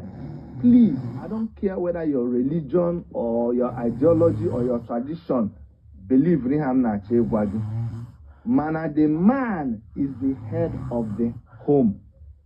Makuya very well. Mandina women libra gini. The man with the head of the home. This man being the head of the home, but there are so many aspects. When he realized that with the man of the man of the house. Now hustle. That hustle will keep that respect for you. Because your wife, man, I hear now go. You must be the head of the house. Mani me bedroom. A brother and I come aka cause divorce in America. Some people take that aspect too for granted. Okay, it is important. Or when you capable, or when you get from doctor, you have to be head in that area. After all, I give her money. No, everything is important. You have to be head in sending money to their parents, to your own parents. You have to be head in controlling yourself in the community. In the obogi, when you have unnecessary, you have to keep hustling. You have to hana yourself to a point where your wife now bambo. But it is zembo kariwagi. And I say, is it because? Don't. Of course, it is because now. You're not going to say one day, I am the head of this house. When you hear yourself saying you're the head of this house, you lost leadership of that home so many years. In fact, people forgot that you're the head. So every man could see what symbol, hustle, whatever you have to do to be that head, because your wife needs you to be that head in the family. Thank you so much. Join our platform, through your idea to our youth. And mostly, when Bob like a business, like it's even a business now so cool. So but I told me business now because then I'm correct there. Sorry, I'm correct again. I went before Canada. I had an office in Asokoro. I was established, Stillwaters Construction Limited. Kita, and I'm in Canada. And I made the same thing, construction. I'm a construction company here. And I made home renovations. I got home fixed team. A Google fixed team. That's my company here. So we try for business. Yeah, and I'm four businesses here. I'm a restaurant. You have to have multiple streams of income. My wife they see me with a degree in anytime. Okay, so I'm a media company here. I'm a social media. I'm a photography and videography. I'm a cover events. That's one company I have here. I'm a construction company. I'm a construction company. I'm a cultural company. I'm a pastor. I need team whereby you are well granted. You are well granted. So like it vast, business, people like Mr. Roja, other guys, then I would like you to be joining me because you're honest people. Yeah, just invite me, I will come. Okay, I followed you, sir. Thank you so much. Because Asa, them link to that your book. I want on Amazon because Chukumerije work on it. I can get that book because no problem. I will test you after I followed you. No problem. Thank you. Igbo Amaka, achọrọ m ka ikwutu okwu before as her lady. Igbo Amaka, me go to mute. Welcome, ma. Thank you, school. Welcome. Good evening. Sorry for the inconvenience. No problem. Dalurin for opportunity. Can go na this achọrọ m iji Igbo mana m na-eme ka ọ bụrụ Igbo na-abanyekwa obere maka iji nnukwute ama nka m ga-esite nnukwute ihe nnene ga tinye ọnụ n'okwu metụtara ndị be anyị ndị mụ na ha nọ n'elu igbe daalụ n'hinne uchichi ọma ndị nọkwa na ebe edemede daalụkwanụ hinne Chimere ije emechiri m ọrụ 7:30 ekwesịgo m ịnarụ mana ihe a na-ekwu dị m mkparị nne na achọrọ m ịnọ na transit wee na-atụnye ọnụ I stayed back ka m wee fụ na m tinyere ọnụ n'ihe a and ebe o si metụta ihe nne m ji wee sị na m ga-etinyerịrị ọnụ bụ na ihe gbasara single mothers adịkwa single parents not single mothers bụ ndị bụ arụ bụ ndị bụ ajọ mmadụ anyị adịghị ekwu maka single parents. Ihe anyị na-akapitalize lere bụ single mother. Ihe o ji metụta ihe nne abụ m single mother. Asaba Lily bụ my marriage mate. N'ọnwa na 4 ụbọchị nke anọ n'ime ọnwa ka o mere 30 years nnụrụ di. Anụrụ di na 1996. And ekwubugo m ya amara nna na platform gị ka ọ na platform onye ọzọ. Amara m na platform ebe m nọrọ wee kwu ihe a since m ji wee nu di mụnwa idobe isi na be nna m since ụbọchị etinyere ego asị gị m gbara akwụkwọ since ụbọchị etinyere ego n'isi m mụnwa ịlarụ na be nna m bụ the day papa nwụrụ, the day my mother nwụrụ, the day nwanne m nwoke tọrọ mmadụ tọrọ nwụrụ. That is the only day m larụ be nna m. Ntụ ụkwụ ebe ahụ nnọgide nọcha chi na-eji ana m agba na be di m. Ebelivu na onye gbalị Krismas na be di isi ije gbaa n'uhie na be nna m except ọmụ na di m so nje di m adịghị ekwekwa na alarube ndị ọgị ya ewetagoto na ijegodo anyị na-ama ama. Ihe o ji metụta anyị n'ikwu maka di single mothers bụ na mgbe m nọ na Naịjirịa biznes m bụ skuul, enwere m skuul, private school, nursery, daycare, nursery, primary school. Ọ ihe m na-arụ ọrụ. And ihe o ji metụ ihe nne ikwu okwu gbasara ihe a bụ na enwere m ọtụtụ ndị single mothers na-akpọta ụmụaka na skuul m. Enwekwara m ndị nụkwara di na-akpọta ụmụaka na skuul m. Chi mere m ije ihe m ji nọrọ na be di m ruo tata bụ advice a single mother nyere m. Ya mere m ka so enwekwara good single mother nwere ike inye gị advice uru. Wow, that is Asaba Lily the right. Onye ma bụ ihe m na-achọ ka m gwa nkịta o nweghị onye na-anụ di buru n'obi ka ọ bụ single mother. Chi mere n'ije mmadụ na-abụ dị na ya ndị mmadụ dị na public yard di na nwunye a na-abụ ha akọnubeghị ọnụ ha tụnubeghị lie nsị ha na-atọ ha na-amechi ọnụ ndị ya dị na-anụ na-anwụ ndị a na-anọ ha dị etinyede ọnụ ha nọrọ na-amụ amụ ha ede adị gịnị ya emekọta n'ụwa mụ na gasị lie nsị ha na-achị ndị ọzọ ọchị ịmaka ndị a si gbasa ịmụbọta ha kụwasịrị onwe ha isi na nkịta batara ebe ha na-eri nri nyụọ ahụrụ. Ihe adị n'Igbo nkịta batara ebe ha na-eri nri nyụọ ahụrụ. Ịmaka nkịta si eme ọnyụ ọkpịrịfụ ọnyụ ahụrụ ọmịpụ ahụrụ asịbe this man na-eji kedu ụdị ahụrụ dị ihe a nwaanyị a bụrụ nri dọbalị anya ọlụ ya ahụrụ mana data ịfụnanya ọ na-eji ọ ka nọkwa ebe ọ na-eji na nwunye ya nyụsara ya ahụrụ. Nwaanyị tọọ na ọsị ya nna kezi ụdị ahụrụ ịnyụrụ ihe a na-esi ihe a iwe wee dị manụ aka na-ekwu na ịkparịrị anya ọrụ ya ahụrụ n'ebe i butere nri ị ka nọrọkwa na anya na-eji ị na-eboji ebubo otu aka di na nwunye atụ wee kọba ọnụ onye nyụrụ ahụrụ na onye anụ wee kụwasị onwe ya isi ọ bụrụ nkịta anyụrụ ahụrụ ịpụ ha were wee nụọ ọgụ separate ya. So ihe nji na-ekwu ebu ị nwere ike ịnọrọ ị na-asị na ebe single mother ị na-amụ onye ahụ na nga na oyibo aka nabara ịmara ihe nwere ike ime echi ịma ihe nwere ike idupụ ube ji echi o nwere onye karịrị ya anọ 30 years but o nwere ihe ga-abụ ometụta ụmụnna di m asị di m atụ m n'iwu bụ na ha m ga-ama o nwere onye karịrị ya o nwere onye na-anọba di buru n'isi n'ọka ya nụọ dike ya si na be di pụọ. These people something happened to them ha wee hapụ marriage. Ka m gwa gị eziokwu mmadụ nọrọ and ka ịgbanahụrụ ya ịmabeghị nwa ịmụtara na ọgbanahụghị ya. Ka m gwa gị eziokwu onye ekwu n'okwu na okweriri okwukwu chi mere m ije ịma na ụfọdụ ụmụ nwoke anyị ji aka anyị na-egbu ụmụ nwoke anyị because of ọnụ a na-akpọ ndị single mother. Ịma na some people ejigo mmadụ eji ha ada agazi aga mana ọka ha n'aka adịkọ ha na single mother kama anyị akpọ single mother ha ele nwoke gbue. Ịma na ụfọdụ ụmụ nwoke anyị anago because of ọnụ anyị na-akpọ ndị single mother ọ dịghị ha n'obi igbu dị man mana kama ha ya akụ ịkụ ya akpọbi ọ na single mother kama sịkpọọ ya wido enye nwoke gbuo ka anyị na-anabata na ife a. Ụfọdụ na ụmụaka anyị anọlugo ebe ha bụrụ ebe fahiri mana ọka ha n'aka akpọba ha ọnụ ha nọgide ebe ahụ nwebe mental case ha nọgide ebe ahụ nwụọ tụfuo ndụ ha n'efu. Anyị na-afụ ya everyday.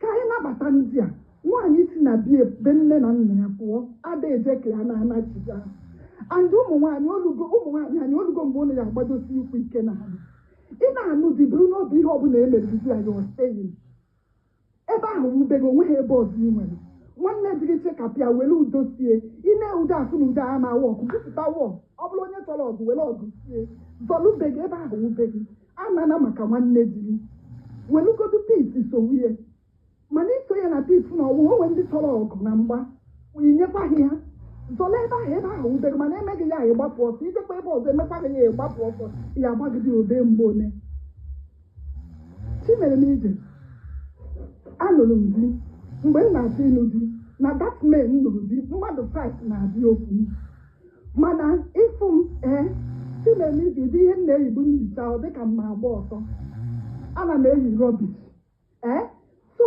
apụta ị na-asị m nne otu ị chọrọ ịnụ m mụ yibezie n'otu a ịma ihe onye nụrụ m ji wee ghọgbute m the poorest onye enweghị ihe ọ na-eme were aghụghọ wee bịa nụchara m ịma ka o si ghọgbute m andị ọmụ na ya duduo taa ọ fụgo ụdị ekike m na-eke n'ụdị ihe a ka m chọrọ o pretend ya nọọ ihe ọ chọrọ ịghọtakịta ịma na asị na-ewere ihe onye na-asalụkwa ọya ugwu olu olulu gị ọ nalụ first valentine gift ogolu mgbe o nwere jean trouser a na-akpọ V-boot then ya bụ first valentine ndị mana mgbe ahụ nwaanyị ada eyi trouser iyiri ya akụbalị gị egwu mana ọfụ ụdị ihe like were ụdị ya abịalata m ya ya eje ahịa jee gotecha nails weta nyere m aka na-esi wee sị ha mba this man know what's up ihe aka m jiri n'ọdịnihu chimere m ije ọkpọrọ nje na shop strength asị nne ebe a bụ shedie amara na nwoke nwere emete na ọ na-eme enwe ihe bụ na onweghị ihe nwoke na-eme mana ọ gwatara m na onwe ha ego mụ nwa mana onwe ha ego bịa kwuru kapasitie mana ama m nke nọ na onwe ezi ihe ọ na-eme chacha mana abaghị m andị m nwa kwuru na anụ ndị bụ na anụgo ndị mgbe m ji chọpụta ihe na-eme m ụtụtụ amatacha na ya dị na-azụ dras ntie ihe a mụ na ha asịpị ha na m atụ ha mgbe bụrụ dras achọrọ ebe enyi gị nwoke a jee nọ n'ọdụ na ya zụrụ ya na ọwụka ebe a chimere m ije anọ m esu that year because ekwe m anụ dị siri nweta admission that year nwetara admission ka m nụrụ di chimere m ije nnata holiday ụtụtụ ibe m ga na-alahụla amapụ m ọsọ jere n'afịa m na-ego mango m na-ego plantain chimere ije ife ụdị mma mmalite m na-ego and my parents dị way to do m na-egokọta ihe niile mbata na street akpọnye m ka m leta ego ụgwọ akwụkwọ m ọ ya bụ skuul bido ka m nwee ike kwụ ụgwọ akwụkwọ because afụgo m na onye na-anụ m na ọ dịghọ nke ahụ m na-eleta ka a ya ejigodokwa ụgwọ ụlọ 3 months oji ya ka a ya eji na-eri nri ma ọ na-emecha aka nyekwa ya ihe a ka a ya emegide onye ụka a ya ebido akwụkwọ m na-afụ ego m na ama na-eji mmerụ otu exam ruo enyere nsogbu a na njesi my mom na achụrụ anyị n'ụgwọ akwụkwọ na di m jebere Lagos so every time a chọrọ n'ụgwọ akwụkwọ di ga-ejebe Lagos and ọ nata ọ daghị eweta nke ahụ akwụrụ mana my mom I think na ọ ghọtara ihe na-eme gba nkechi ana m anụ di mana ọ ndị be nna m jidekwa nchicha ahụ chimere m ije mgbe m mụrụ nwa izizi mmụọ nke ịbụọ bụ nwoke ịfụgo ka ntị na-agbazi mbọ fụ na na-ebi nri amụọ m nke ịbụọ 2 months ka m nọgidere mgbe ọ na-eji bata ndị nwa m na ya nọchie mata gara kredit na nke ndị shop elu abịa anya kwa ụgwọ nke ndị nke anyị mara ama mgbe nwoke ya eji bata shop emechichana anyị anakpụola agụụ a na-agụ onye ọbụla ụtụtụ o buru moto mapụ enweghị ihe ị na-eme ma na ị na-anya fuel na-agba moto ngwa were moto agbabata isi no level ọnọ o merie ifele ịgbata isi mana mụnwa machalụ mma nọ n'skul ifele emeghụ m ị na-eji ego mkpụrụ osisi ndị morning mass na-anata m na-agba ha na-asaba na ọdekwa ka m ga-ebitie bikọs ngwa ha ebe njem gị street ọ bụla ejegobe ebe ahụ ịghọta kịta chimeme ije anyị megidere ihe a megide ihe a mgbe m mụrụ nwa njizi 2 months enweghị m ike o nwere ụbọchị ọ gbajuolu dọrọ ndị na-emete nwa ọ ndị m metere ya abịa metere m ego ha na-eweta ka eji egote ihe at a point enweghị m ego m na-eji gote akamụ bikọs ụmụ m na-eri nri n'oge 2 months ọṅụbaga akamụ enwere 20 naira m na-eji gote akamụ nwaanyị anọ o wee na-apụ nsị ụtụtụ iburu moto gbapụ o nwere akamụ dị n'ụlọ ọ bụrụgodo ego akamụ nwa gị na ya na-ekwedo na ya enweghị ego fuel ma naanị ego akamụ nwa ihe a wee gba n'isi ka nsị ị na-akọwa na ego fuel ka mkpa karịa akamụ nwa gị ya anọ were ọsọ si na stepụsịrị ya gbadata anyị wee kpọdie na trauza ka mụ na ya sịba chimere ije one lady di chụrụ achụ nọbe nwanne ya nwoke di chụpụrụ ya ka di esiri chi ya bụ na ọ mụtaghị nwa mana ya na di ya ebigo for years enyi ya nwaanyị na-abịa achọta ya na bie wee ji idea kpọrọ nwanne ya nwaanyị bịa lanyelu die ịghọta kịta ọ bịara ọkpọrọ nwanne ya nwaanyị antị echee na ọnyanwa ka a na-achọta ọma ha n'ọdie etu a ka ha si mebido wee napụta isi ụmụ ndị echụpụ ya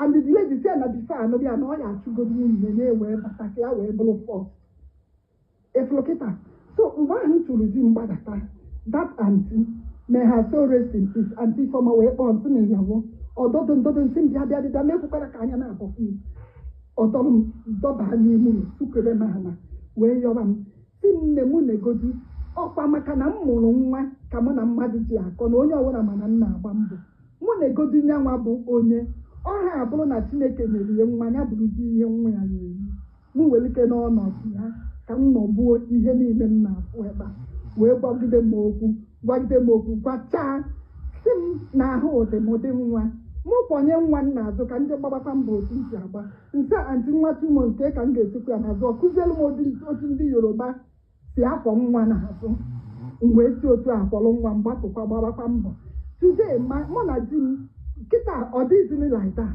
di m mechakwara ghọta onwe ya mụnwa na onwe m ghọta onwe m onwere ihe m emefọrọ etufuru m ọkụ kedu ebe nna tinye aka ma ya bụ na family move on mana today ọ dịghịzị like that onye ka m na-agwa onye ọbụla ịnụta di ọ bụ na ịlaikiri di gị onwe ka o si dị just gbaba mbọ nọsi ike onye sị gị na ebu anya na onye ọ bụghị eme ha apịa m ebu iburu na akpa gbapụ ọsọ then onye na-ekwu maka single lady na this TikTok ka anyị ji aka anyị gwa one lady ya si na bedie pụta that video gara viral anyị nwado ihe si apụta anyị tụkọli ego chọtali ụlọ bidoli ihe something kedu ihe bụ na gị na nwaanyị na-anụ anụ ga-anọrụ 2 days emeghalị ya iwere bọtụl tụkasịchaa ya maa ya ma n'isi makasịa ya arụ kedu ihe that lady na ebe ahụ eme ọ pụtazi etumoro mmadụ atagịrị ya single lady gịnị ka nwaanyị na-anụ anụ ga-eme na nji aka tie ihe ititi anyị iwere bọtụl itibie nwaanyị ma na aka gị ka aka ya ititi anyị iwere bọtụl tụkasịcha ya ọtọ gbọrọ na anyị a na-achọzi moto eji ebi ebi na ọ bụ izewara ọgbasara gị ọtụmọrọ ego this lady na single mother ego ya na ajọ mmadụ na gịnị ya na-emekọ ife nwaanyị jisi ka nkwu okwu abụ na mgbe m rụrụ ọnụ school so many single mothers enu story ha ụfọdụ ha nọ as parents ewee nwee nsogbu ị ga-invite nke nweta ndị proprietors nọkwa ọdụ ka ndị pastors we hear a lot all counseling ka ị ga na-enwe abụ marriage counselor but enwere m ihe si ya ndị mago na aga na-ebutere ikesi especially ụgwọ akwụkwọ ụmụazị gbuo ada na-agbagasịrị rizi na-ama ezumike ịkwụ ụgwọ akwụkwọ kịta so sometimes anyị na-akpọ ndị single mothers n'ọnụ ka anyị na-amakwa n'ọkwa ụmụnne anyị ndị nwoke mekwara ha that single mothers abụ ọ bụrụ na o nwere ndị agbara ajọ enwere ajọ mmadụ na nwaanyị enwere ajọ mmadụ na nwoke mana biko bifo na ịbanyere ọgazielu gị na ịbanyere be di gị ikwupụkpa nwe ka asị gị oh mommy does not mean na ọ gaziri ndị ọzọ na ịbanyere be di gị dị reasonable unu na-ekwu okwu na-eme okwu ụbọchị unu ya akọrọ maka onye si na ha ada akọ asị asị a na-ese ụnụ ada akagodo ọnụ ebuo iru anyị na-akọ anyị na-anọ mana ịma abịa kpere anyị aja anabe mbe m na nlahụfochi karịa na on these 3 occasions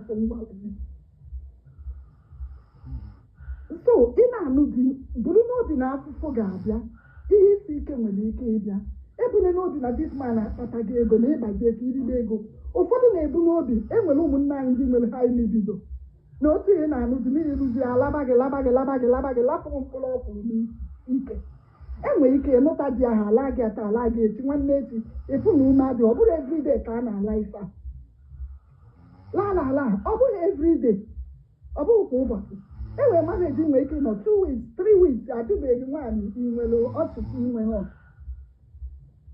nwekwara nke ihe abanye nwoke ịnụtara abụrụ okwu na ụka ma inwe ike ịlakọta anyị na-atụ Chineke ọihe a ka ịbịalụ iji mụnwa mgbe m anụtara m ọfụ emere nka mgbakọ ọsọ ntị ọihe anụnwa kedụ ọ na m na-ekuzi ume but it's not like that today ọ dịzi otu ahụ taa so sometimes mana na ọ bụchaghị ihe anyị bụ ka m kwụ na eziokwu onye ahụ ịnụkwara anụ anyị na-asị ka anyị jee ya mmadụ wee nụọ mụnwa ama anụ onye m arịrọ mma arịrị wee nụọ mana nke bụkwa eziokwu ka anyị matakwa na onye ahụ enyere gịnị ya na-eme ọyị ka ụnụ nụrụ anụ ọ bụchakwa ihe ahụ ị mere expect ka ị ga-afụkwa diọkpala di m mgbe m nụchara di m ọfụ ọkpọ ma amaka m di ya ọsị m ọfụrụ bifo na ọ bụrụ na di m ajechaa bata ọfụ tv ya ka ọ dọ ọfụ nka m na-ebe akwa di m ajụọ m gịnị na-eti mgbe mụ na ya na-eme enyi asị m ya na njem ime ihe gafere tv ada wee tiwa na ihe di m ya gwa m mgbe ahụ mụ na ya na-eme enyi bụ ya ọ na-abịa ka m na-ebela akwa mụ mechie ọnụ apụ echi ka egote tv ọzọ ọsị m ọfụrụ kịta nnugoro nsị ọsị m na m nwere ike ị na-eme klinọp klọk adị aha ngere n'aja adapụtiwa ma na-ebe akwa di m bata ọsị m kedu ihe ma kwuo na ntiwa klọk ọsị m na iwu bụ na m na-egochi klọk a n'ọsọ mmebi ka m bịara n'ụlọ mana ọkwa onye ntiwara tv mgbe mụ na ya na-eme enyi ọsị m ọnọdụ ya na-eso okwu sinso ka anyị na-amalụ marriage na ọnụnụ di abụghị ofu adị na-ebu ihe na-emebe onye ọzọ ababeghị mgbe m nụchara di o nwere ụbọchị agwa m ụlọ di na-enwere ego mana ọ na-agba moto adị moto ahụ o jighị egwu ego klins ahụ efu iche na-ego dị taa mụ na ya na-apụ apụ nnenecha fim ebe ọ na-abụ di na nwunye pụba nwe ka abịa meghe elu nwunye ya dọ ọligolu mụ na di m pụba asị m na anọrụzie m na-eche ka o meghe elu ndọ ọba moto ọ na-asị m nwaanyị ngwa na ọ na mada mbata moto asị nya mba na na-eyi alitine ka ịbịa meghe elu ndọ ọmụọ ọsị m ọ dị ka m achọghị isoje mụ nwee kwesịrị ikwe ahụ o meta n'echi m kwesịrị oji nwayọọ kụchie moto eme ugbo moto dị ọgbawa o mee ugboro na-agba ọ bụghị mmadụ gwara m na ihe ahụ m na-akụ ugbu fim ọ bụghị real sometimes ọ bụghị ihe niile anyị na-afụ na social media ọ bụghị ihe niile anyị na-enenete na fim ọ bụghị ihe niile ndị enyi anyị gwara anyị na-eme na family ha sometimes even ndị na-anụkwu di na nwunye ụbọchị izi complain somebody complain bụ a married woman and ndị na-eme ọyị bụ ndị agadi nwaanyị pọsịrị m ga-amụta ihe n'aka ha ọ na-anụ di mana complain na something ọrụ m ka ya jee ebe dibịa ka ọ kpara ndị ebe dibịa ka ekechie di because of that thing complain mụ bịa ka anyị jee ndị anyị jere eje ịmazi ihe mere tupu mere ije mgbe a na-asị gị n'ụtụtụ ọ nọrọ na-azụrụ dra onye biznes ewụsara ga-agbagharị mere something ọ bụrụgodo ọsọ afịa o bido sọ nwunye ịghọta and ọ bụrụ na nna ayọ famili enyemaka ka enyere onye aka ị na-asị ha mee nke ọ na-eme ka enyezielu ya aka nkọmplen ma nwaanyị a weta ebe ọ bụ na nna agwụ ya na ma ọ da anọ ka anyị jee sọ nwunye ya anyị ekechie chimere ị ga-ewe kpọrọ nsi ebe a jebe achala bụ ihe anwa esi ọnịcha kpọrọ wee jebe achala chimere ije anyị a na-abata nwaanyị amachazi ụzọ ebe anyị na-eje maka ọ mgbe nwa ya na-aya ahụ ka o jere ebe ahụ ọ machazi ụzọ o wee jụọ ese onye ọ jụrụ ese sị ewuo anyị ọnụghị ihe merụ a na-asị ya gịnị mere ọ bụrụ na nwoke anyị jebere bie that morning na ọ nwụrụ n'abalị nwoke anyị chọrọ jebe nwụrụ n'abalị imagine na ilụrụ ebe ahụ ewere ofu ihe ekechiri nye gị sị gị ngwado jee tiri jiri na nri mistakenly ọ bụla ọgwụ ekechiri a ga-ezigbu mmadụ iwere etiri nwoke anwụọ mana nwaanyị na-anụ di instead akwara m ya ihe a ka ọ kpọọ di m asịmama ka o si tie di ndị ahụ tọpụ ọtụnyanwa mana na ebe advice ya o nyere m ịmakwa na I'm not saying na ije dibịa dị njọ onye ọbụla nwere believe mana ịma nje kechi nwoke ihe ọbụla ịgbazie ka o mee is not marriage. Ije kechi nwoke abụghị marriage. So because thank you so much. Ke last thing ị ga-agwa our people in 1 minute ka m nye onye ọzọ Madam Lily. Biko ihe m na-agwa ndị be anyị bụ ka anyị nabata na ụmụnne anyị nwanne gị nụọ dị nata ọ daba kpọọ ya si iche ya da mmụọ gị jụọ ya ihe na-ese ọ bụrụ nke ị ga-enye ya ndụmọdụ ka etinyekwu aka je ya ọdie ma na ha ga-emezi onwe ebe o si gafee taa ya ụta mana biko ka anyị ghara ị na-apụta ụmụnne anyị niile especially ndị nke nwaanyị a ụfọdụ ọ na-eme ha ụfọdụ nwere ike o nwere mmeri ya na ebe a na-anụ enweghị ihe ọbụla m nwere toju single lady ọ na-akpọ depression ọ dịghị good ka anyị mara na mmadụ ka ha bụ otu anyị nwasị bụrụ mmadụ ọ gazila anyị abụrụ na ọ ya agazila onye ọbụla ọgwụgo ka okwu mma Thank you for giving me opportunity to speak. You are welcome. Enwere onye kpọga gị pick me. Well, first of all, nweghị respect. Nwa ogbede ga-abịa na social media ya na slander onye wuru ike ịmụtali ya, because I feel that young lady were always very young lady. And ihe o gosiri wụ that na o nwere fed system from the background o shi mụọ ya. First of all, no matter who you are. Nwa nwoke mụrụ nwa na Febụwarị. Abụ m grandma, so o kwucha ọnọdụ nwanyị. But ọ na-adị very unfortunate onye kpụrụ a youth pụta ya na-akparị not ọwụ na ọkparị ga ya na-akpọ onye nwere ike ịtọgbu ya anya ma onye ga-amụta nwunye. And ka enye o gosiri that na azụchi ya ọfụma, and onye a na-azụchi ya ọfụma na Nigeria na-akparị mmadụ ya gakwa America ọ gakwa akparịkwa ndị tọrọ ya because azụchi ya ọfụma. Asa by lady, let's hear from you, please. Thank you so much, Madam Igboamaka. Nwanne m nwoke ọ disappear. Thank you. O nwere okwu nchọrọ itinye ọnụ ebe a bụ ịma na kedumahịa nke pụtara lezimahịa de nke pụtara kwuo okwu sịrị that ịga na therapy na one of the things ndị be anyị na-ada ekwu bụ ihe na-akọsụ esemokwu na Roja, Oga Roja, ọ sị gaa na courtroom, Oga Roja. Otokwashi, I agree with him on that. Okay, it's Otohashi. But they man erutughị aka. Erutughị aka bụ I want some on a box, so ndị nọ aga m ekwucha okwu niile when I can nye ndị mmadụ ohere ikwu okwu. And you know why? Ije na my YouTube channel, I spoke so much about intimacy. All you know from intimacy. Nwaanyị pụta ya na nwoke nwe obere okwu ya akụchie. Nwaanyị na nwoke nwe obere okwu nwaanyị akụchie, nwaanyị na nwoke nwe problem, nwoke akụchie, ọkụchikwerukwe na ahụ na-akọrị ọkụ mgbe ahụ ka ị ga-ama na ndị mmadụ na-eme ihe a na-ekwesịghị ime. Ihe a bụ a big problem. But ihe na-eme ndị be anyị is that we live in denial. Anyị adagwo nwaanyị eziokwu. Ndị be anyị na-live in denial so much.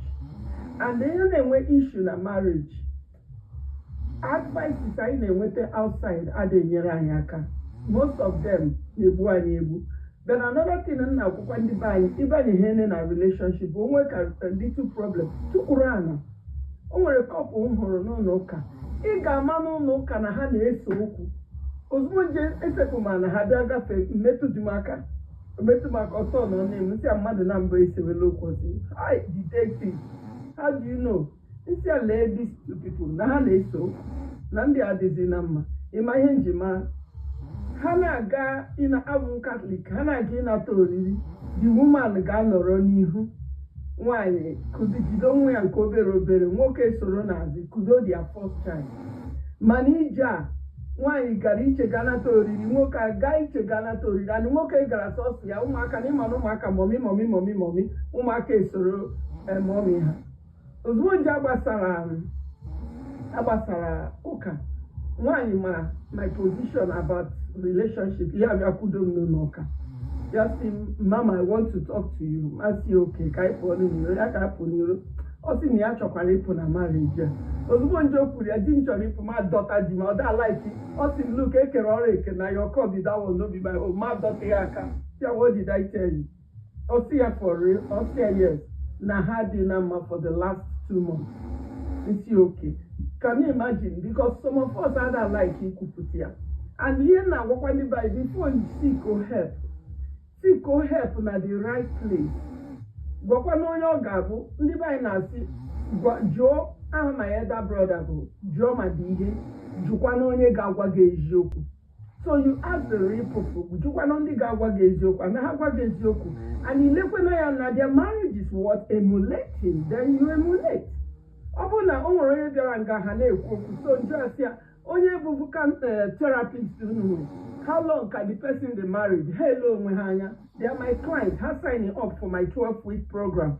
Master, how long have they been married? The person they married. Doesn't Nahama? Why not ask? Say away phone. Call the lady. Oh, do you want to come in today? I don't mind. Also, how long have you been married? The woman I said, oh, just divorced my third husband.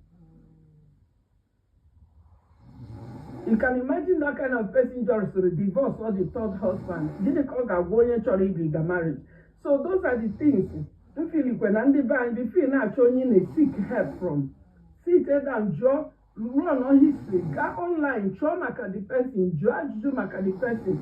Oh yeah, Potanam Eferembo Waneku, if you want to know me, you can leku all the time. If I can have mentioned about Canada, you got St. Thomas More Catholic Church, you got Huneba.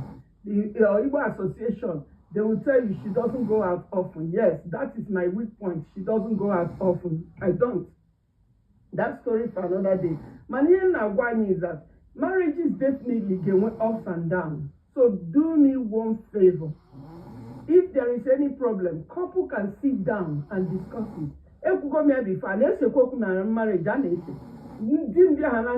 Better let's reconcile and so that I make a peace in so that tomorrow we have to constantly fix the relationship problem. I'm in a relationship. I'm in a marriage. So don't seek the wrong advice from the wrong people. John whether you onya hina gapu kedu ka marriage nke abi onya hina gapu ihuna ni he gbamakapu ni he na-enweghị isi sere di na nwunye okununo ihe na-enweghị isi sere ha okununo. So ebe ahụ na-aga ndị ahụ are genuinely honest ịgwa gị na-ekwe ka marriage si dị. Give yourself as an example. I learned a lot of things from my own siblings. I don't want to replicate it in my own marriage. And that moment, already there, my son for him, see me actually home. I say, okay, are you coming alone? Or see, yes. And see, I'm a Kagini. You come, your son, Adia, or see, Mumba. You say, okay. Yeah, Adia. I go back and fix your home. And then let me say, you go back and fix your home. I said, Mommy, can I when it in a basement? She said it's not available. Go back home. I said, Mom, I'm your child. I said, I don't care. You go down and fix it. For how long you gonna also? I said, and I said, because you gonna cook, you're not gonna kitchen, you're not gonna make a sit down. Just sit down. Let's have a talk. Sit down. Otukurani, you also, Mommy, how am I going to start from her positivity? Start from the good things you know about her. Start from the beautiful things you know about her. That thing, you're such a pretty person, you're a very kind woman. Look at the way you're handling our child. The thing you just know, whether you that's when Okumara man come Onya he took Rani here, okay. And even before you go, some women immediately they become very emotional. So, oh, I know what I did wasn't right. I am sorry. You are telling me, man, that is one thing I realized from couples. I've dealt with so many of them. If I'm talking about couples for the last 27 years, I'll be counting in 100. One problem or the other, the same thing is like the same tape can happen every now and then. That's why somebody to remind you, it's like I've seen it over and over again and I form a template around it. And by the time I'm doing the same thing. Yeah, but mom, hey, he walked. You say I can't walk. Maka mo ye data say, dimbo ye data mo me nu gana nu na data. O si mom, before na walk kwa. You say I can't walk. O si mo na nwe em dona ni kwoku and you begin no. O si no the sorry. He said, did you see that? Obo ni bi do ba also and the email he do phone. That side no. Omu one side no na agbashikwu ike na marriage. Opa na agbashikwu ike na marriage. On them go. Yeah. I'm going to go to the bank. So, you know, a marriage, it's only the who cook in a marriage. I must make for God because you're not no. No one is too many to come against you. If I'm a marriage, put away not a bend now. Who might have to be can belong with it? Oku maka ga gwa gị ga-eme gị ga-eji love gachi onwe gị ji onwe gị kere ebe nna aga gịnị na-eme. So the same thing, the same principle everywhere nna aga. So what am I saying? Ibu onye chọrọ ịbanye na marriage, onye na-anọ na marriage, ji onwe gị, how can I make this thing work? Hapụkwa ndị a niile nọ n'iro na-efe kia because I don't see genuinity n'ihe na outside. unu check o nwere mgbe chima a few hours ago anyị na-ekwu okwu di m pụtara ọma na kamera dị on ya sara ihe na sink so mgbe I say you are say cheese n'ịnọ n'ihu kamera ọ sị what mgbe ọ lere anya ọ sị why did you tell me? Say yes, you are part of it. And ọ na-ara naanị ihe a niile na-ekwu o kwuru sị m you always using us as an example. I said that's why I do what I do. So will there be marriage? Yes, but another thing m chọrọ ịgwa ụmụ nwaanyị anyị na marriage nna ngwakwa ụmụ nwoke tu ka anyị zipụ ke n'ọnụ anyị anyị ekwuka too much. O nwere ụmụ nwoke bụ ile mgbada na marriage ịhụtụ n'ebe nwoke na nwunye ya na-akọ ọnụ Jesus Christ. The man ko. In fact, o nwere ndị na-eche okwu here. Ima know their child dị 9 years were phone say mommy Amaka. Mazi said, no, what are you doing with your mom's phone? He said, can you come to our house? My mom and my dad are going crazy. What are carrying 9 years? He said, does your parents know you are calling me? Oh no, they won't even want you. They fake it when they see people. What did 9 years? Am I allowed that they fake it when they see you? Didn't come in. My ganga. The child messaged a child message.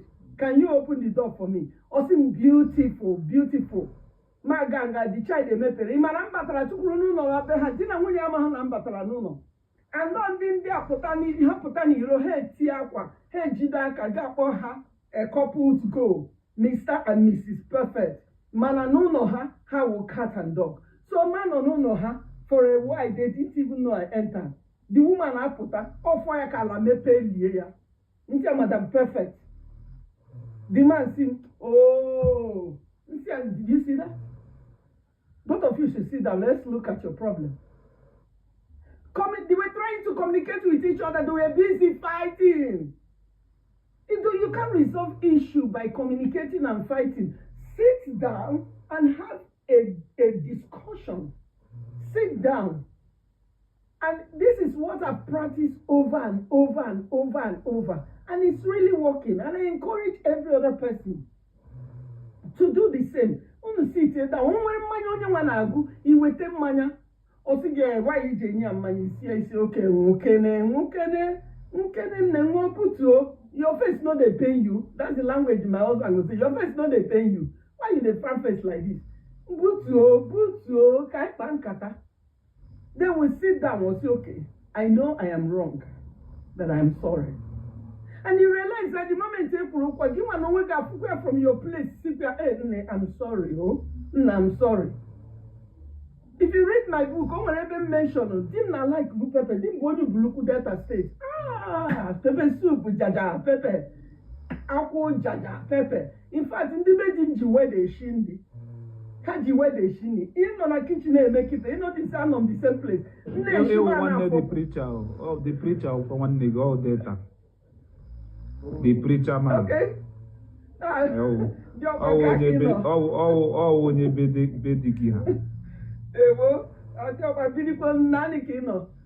Don't worry, I speak the whole languages. So, Shima na fotu. Gini ki chori me. Ige shi pepe soup. Ge shi pepe soup. O se dia. Ine whether keje shini. Whether. Asiki imam mwenye Delta State. Preacher ga confirm. Ga mere na mmiri zorezo. Everywhere jiro. Ige wala obono nyonya. Okro nyonya. No, it doesn't work. Bedim haji where they shindi. Obu hana na mmiri ezo mba ọ ga-abụzi isi ida osani ofe nsala something na-egbu chono a na-eji weda prepare nwoke iri sometimes. Absolutely, yes, absolutely. It's not sometimes, it's all the time. Nwoke a ga-abata ọ batara n'ụlọ kịta mmiri zochere ga meri okro mba na ọ ga-si erine m ọ ga-agwa gị straightforward erine m isi aka ime ọsị ọgwụ na macho na mmiri. The honest truth is that now whether they go cold, I got made your okro. Na ya uru taa na enwe odiri ihe ndị ahụ nwekwara nwaanyị ga-emenwuli ụmụ ihe ndị ebeti ya nọ keta ugbu a ọ dịghị possible. There are a lot of women. I told you about Esters of the end time. They are doing it. But I'm going to tell you something. When I'm loyal with my full chest. When Nagadi, my uncle almost in Ubuluku Delta State, hey, Ezemuburu. Uncle, I've made up my mind, I'm going. ma uncle si na ndị a shikwere ike nsị mụ na onwe m shijara eshija na m ga-aga ebe ahụ na-eshiri m ike nne di bụ 6 foot plus nya nwaanyị ka ibi agbara nwaanyị ọkwụrụ ịma nke my last child ịbata ebe a ihe ọ bụ 6'6". Nne anyị ka adị m ekwu okwu because ọ dị ha na family. So what am I talking about?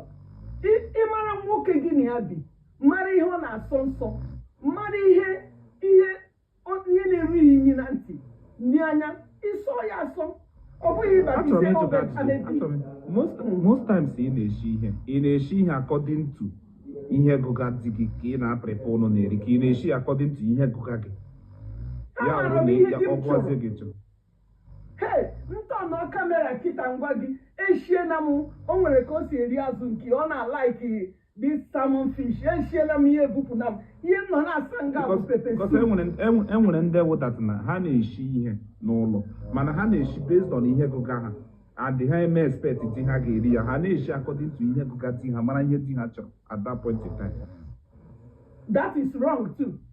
Nwaanyị ọbụla nọ na di kwesịrị ịma ihe di ya chọrọ maka na ịma ihe di gị chọrọ mmadụ nwere ike inye di gị nsị n'ilo maka ịmara ihe di gị chọrọ o nwere ike apụta n'ilo ihucha ihe niile buputere ebe ahụ ile ya anya mara di mama niile dị ebe a bikọsi ịmara ihe di gị chọrọ.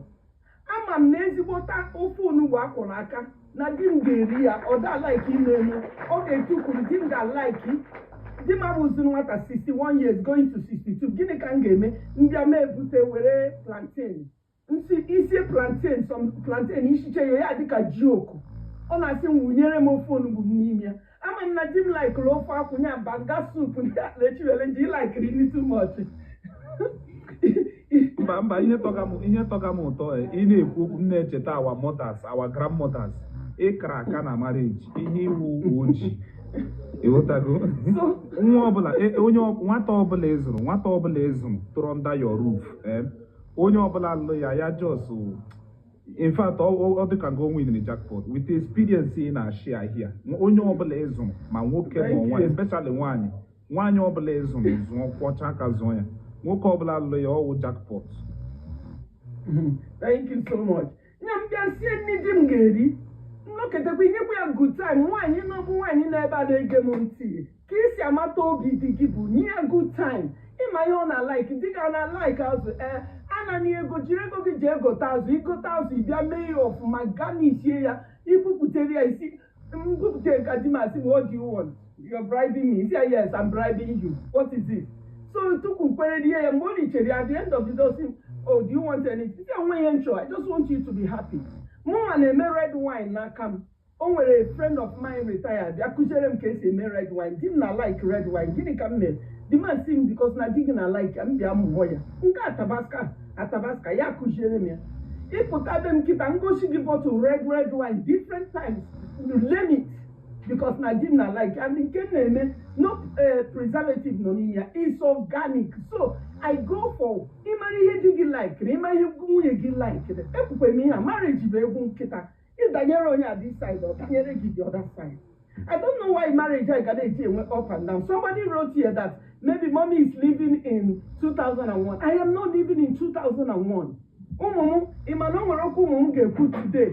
Today, but in my children, I was the GP. Honey, did mommy just say GP? He said yes.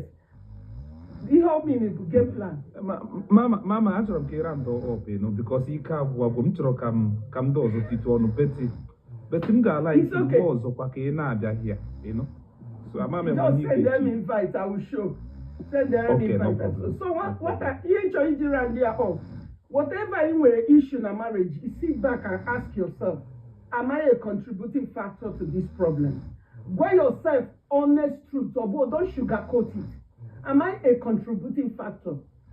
And the moment you realize you're a contributing factor, please do me one favor. Call your man and apologize. Call your wife and apologize. And tell your wife you start on a good lead. And both of you guys, before you marry your name, remove outsiders, intruders into your relationship. And I bet you fix your relationship. Thank you, everyone. You're welcome. Oga Kennedy, are you there? You go to mute. Hello? enwere ngụ m chọrọ ka iji ana m anụ gị enwere ngụ m chọrọ ka ijikwa okwu ka ihe mere nụ ị na-anụ ihe m na-ekwu hello can you hear me ka ihe mere nụ ụmụ nwoke deta ha na-eme pekepeke because anọ na m wit ndị deta ọ n'obodo oyibo ka anyị nọ ụmụ nwoke deta a na-eme pekepeke bet nwaanyị na-erubere ha isi nye ha ihe a chọrọ bet ha na-eme ihe ịbịa mewe ihe seleremensị woman rapa bịa mewe ihe selense ha na-esi ike like ha na-akpọ akpọ bet nwaanyị ha na-alụ na-erubere ha isi bet ọ dị m ka ụmụnne anyị ndị nwoke ka ikpeazụ a ha na-eme bet ha nakwa adịka narcissist ụmụ nwoke ha na-adị narcissist bet ha na-akpọ akpọ like ha na-esi ike na marriage ha na-eme ihe perepere eziokwu and nwaanyị ha na-alụ na-erubere isi but some of ụmụnne anyị shi from the south east ndị ka nwoke like ha dị too soft ha dịwago softer but at the end apịawa some ụmụ nwaanyị apịawa ha azụ ka ihe kpatara ya nke n'uche obi kem ịma na asị ọkwa mbaja chi n'olu and uche onye adịghịkwanụ njọ ịma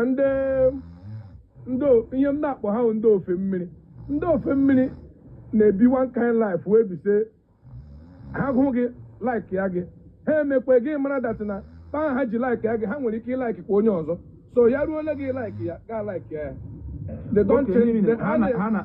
ha na-adịrị nwaanyị reelu so that nwaanyị na-abịa ya wụrụ na ha nwere agwa ọjọọ ha ga-agbakwa gị aga ịhụ ya n'oge gị mara sọ ebe ya kpọọ ọrịa yes because enwere m couple of them were my friends and the friend m ahụ ya hụ nwaanyị ọ lọvụrụ ọ ga-eji gị sọ lọvụrụ gị but ma ga lọvụ ya bak kpa ahụ ji lọvụọ gị ya lọvụọkwa onye ọzọ that is what I understood from them. ha na-eme woman rapa ha gosi gị eju ha hapụ gị chọwa onye ọzọ nọ ihe awụ ihe m n'aka my man you understand o nwere ike arị m correct ụbọchị from the little ihe nwanne anyị nwaanyị a kọwara ihe a ị ga-achọpụta dat na ọ ma ihe di ya chọrọ di ya marakwara n'ụkpọ o ji lọvụọ ya so if you don't give back the energy na you are prone to be changed immediately and that means ịdị pretense na-ewu ka ezigbo mmadụ ịdị ka soft marriage ahụ it doesn't last a na-eji pretense aba na marriage it no go last na because ọ na-awụ ama m dat na enwe onye dị perfect but ịhụ onye lọvụrụ gị kwesịrị ịma dat na ị ga-ahụkwa ya n'anya kpa ahụ ochi hụ gị because ihe njisi ị ga-ahụ ya n'anya kpa ahụ ochi hụ gị wụ adịla ihe ndị ahụ o ji eme iji lala ekela but gị nagidetụ ya small ọ ga-anagidetụkwa ka gị tinye ga-emegide ya tinye echenji ya wụsọ ọ ga-echenji early stage do ajila echenjikwala adult echenji o but for compromise to work o miniri si onye ahụ hụrụ gị n'anya ama m gaa wụrụ nwaanyị si like nse eji ma nwoke aṅụrụma mgbe m kwuru n'ihi gị from 10 bottles ma aṅụma 2 bottles all love ka m nwere ebe nọ ihe m ji change for the moment so that ka m ngosi gị si avalula gị achọrọ m gị in my space achọrọ m gị in my life enwekwa ka iji eme ma like ngwa gị sa like hụ m ya ga-asịla m ya you understand so ndị ahụ ka ha dị iche because agbaghịsị ha achọghị agbaghịsị ha kwụ with you but ụmụnne anyị ụfọdụ dị ka two face eme mara n'ihu ebe eme gbọpete n'azụ ebe here my opinion and my opinion I have the right to my opinion if you don't like it you take it but ihe m gwara gị ekpochere but lately most of our brothers by ego way na control that command though ọwụkwa ndị ofe mmiri eji command their own ịnụ ihe m gwara gị chukwu mere ihe onye m mere ọbụla Nsubano, thank you so much. Mr. The Preacher Man, come now from you, the Preacher Man. Welcome, sir. Longest time. My brother. Bro, since I did. Longest time. But I'm not live. Sometimes. I had the live stream last night, and when I'm inspired, I just come. Madam Asa, can I come and get one? Name bụ onye ogbulu ukwu. Ewo, ndị ọkpa aka ị nọ. Ana m ọfụma ndị ahụ. Name bụ onye ogbulu ukwu, na mbụ onye agbọ. And I love my mom. One ogbe n'obodo. Onije. Ah, wow. Onije then mention Onije, yes. Osani, what you just said is what you said is complete. Again, the little boy in the holiday novel. Name on with that fish. My grandmother, she cooks on a pie maybe water. It breaks inside all the soup. You just eat, you know. And meaning though, even if one way a goosey in the house, they won't serve this almost salmon or fence salad like that, and you just eat. Look, we have said so many things, Madam. One of the things I want to say is love does not keep marriage. Love, it doesn't keep marriage. You see, all love is it rests on feelings. How are you feeling? Get we see feeling.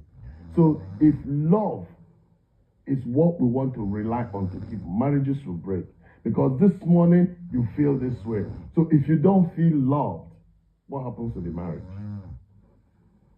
If you don't feel loved, what happens? One of the things they may emphasize is because no matter how much di na nwunye nwere love for each other, ha ga-enwe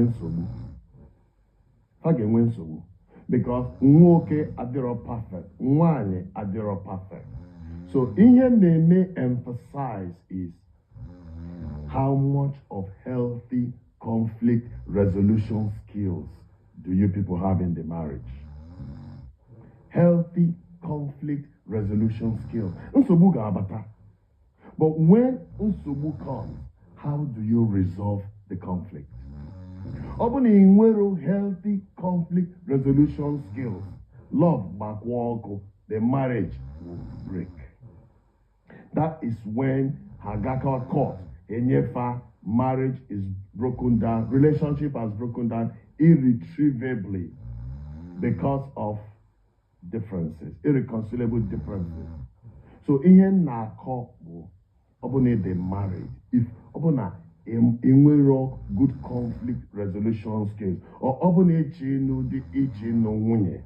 go and learn about healthy conflict resolution skills. Because only even umunne nke famuru from the same stomach, one in Wensobu.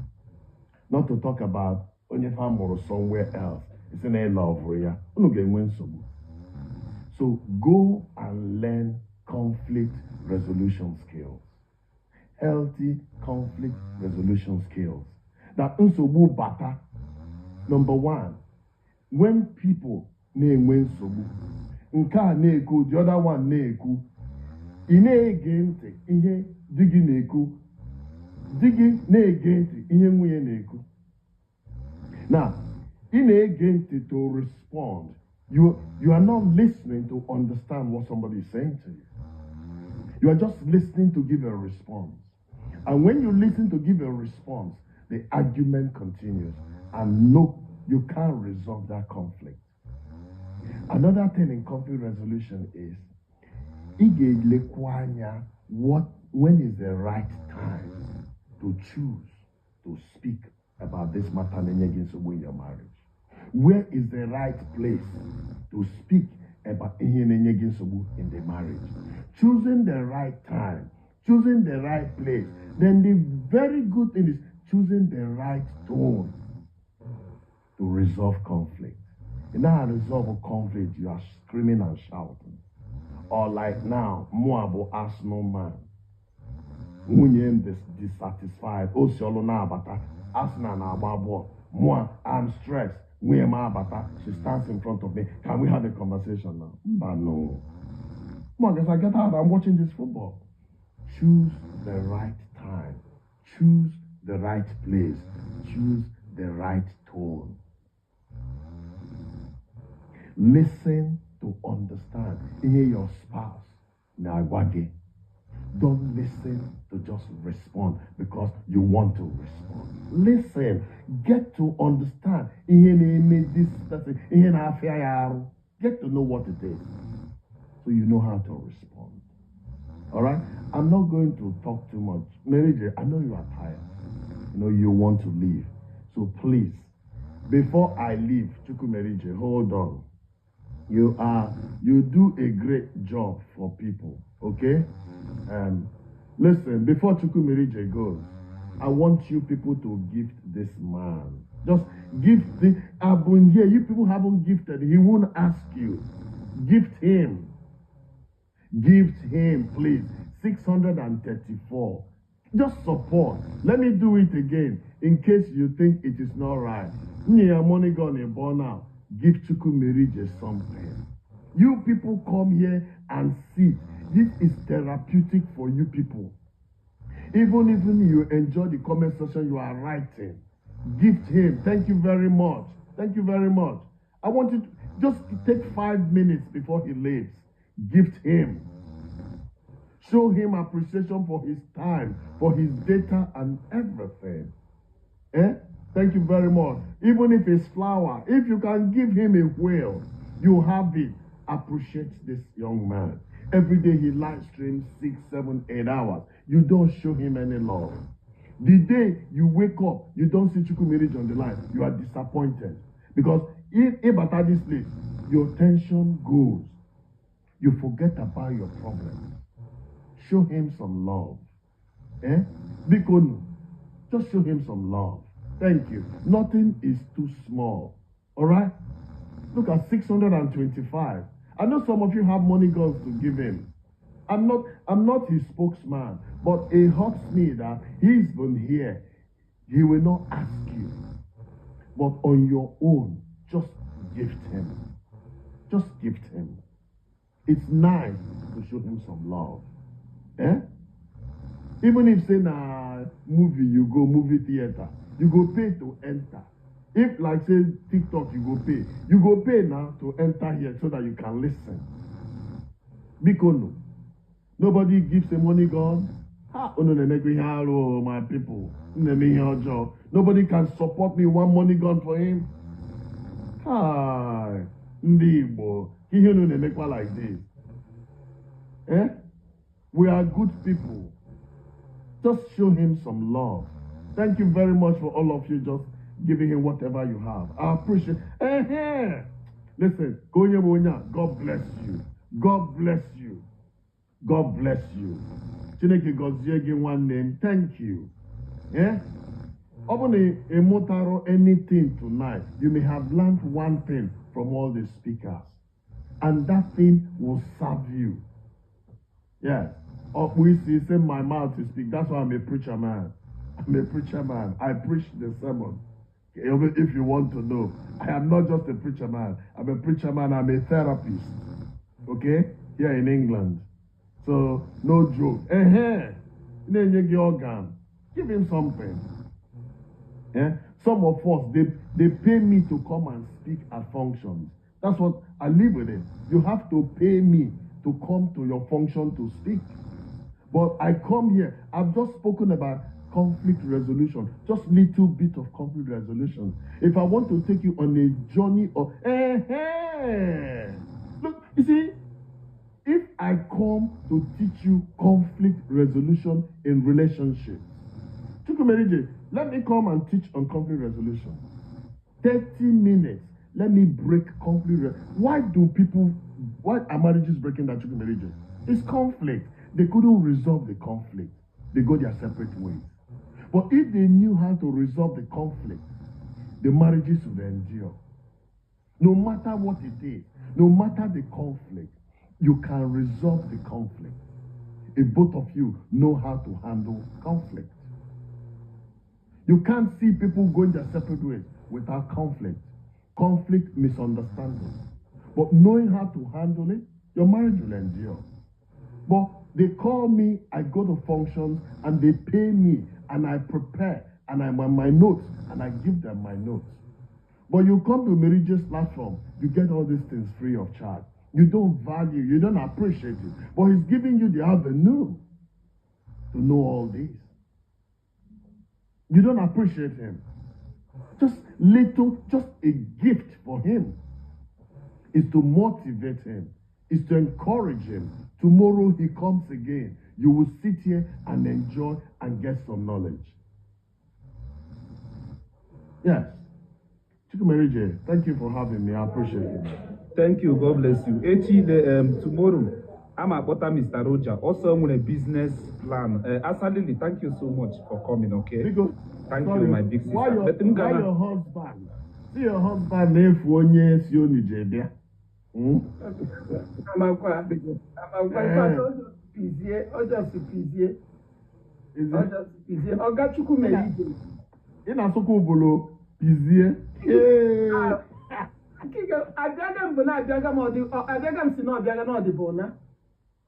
Easy.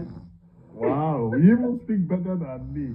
You know, I appreciate you. My family is Udema Guna family in Obolo. Yes.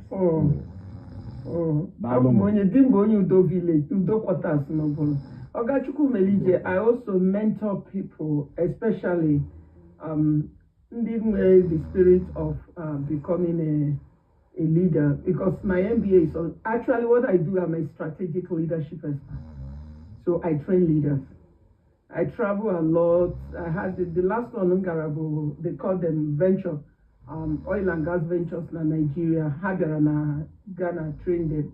So everything now, everybody, whatever you are doing, Joe, what can I do to do better? I'm one woman. She does so many things. It's well-grounded in our business. I told me already discussion. That's what I do. That's what I do. I have a lot of businesses. No, don't container me. In fact, Ngani Rokita, Ngakita show send the regi camera. I go to the motor and see the bouquet the thing, and I bouquet the thing, you bouquet the thing. I come off with it. I sew, I paint. I'm Ngani Rokita, Ntono camera magic a lot of things. I sew, I paint, I cook. Hey. I want that woman know to I have a cap. People say she does too many things. Yeah, no, I am a woman that wears a cap with too many feathers. I encourage people to go into business. Ask yourself, Kedi he gave me?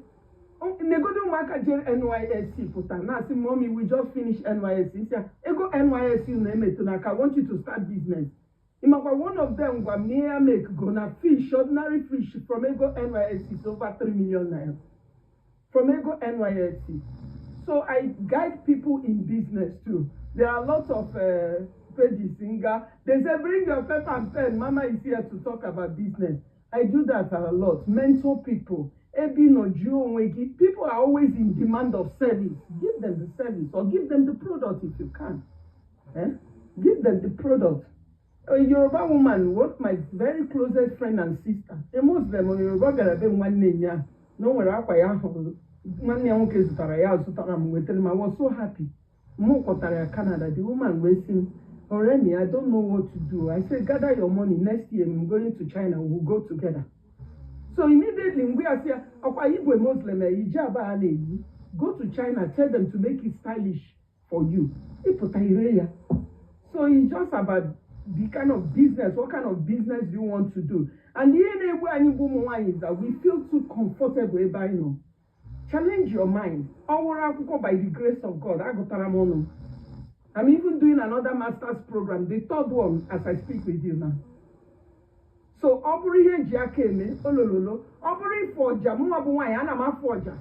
so, what are you talking about? So, whatever you choose your mind, you set your mind, you can become. Okay, thank you so much.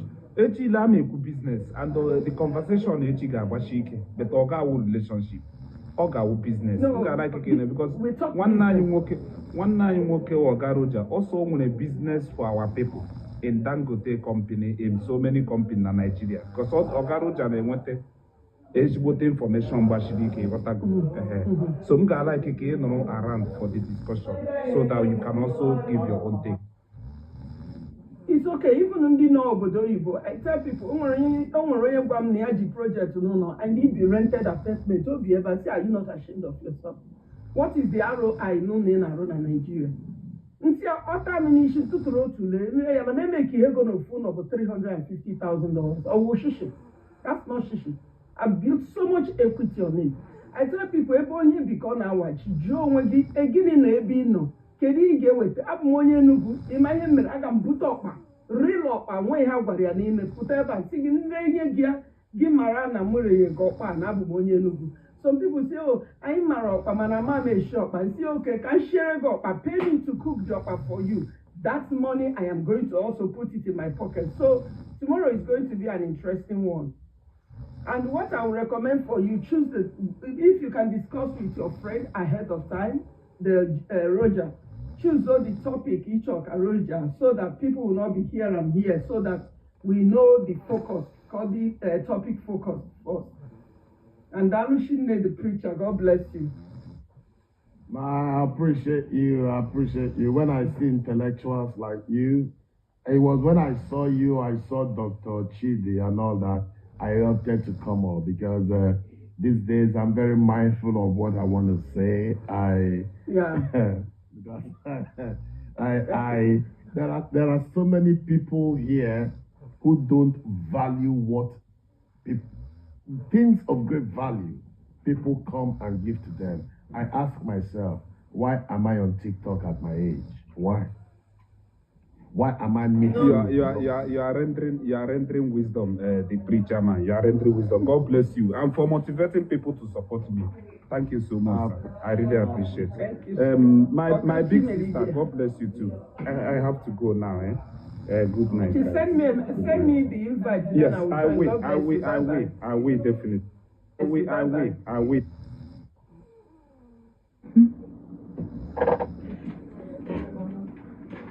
I don't know what they got going on. Hi, Jamal. It's aggressive.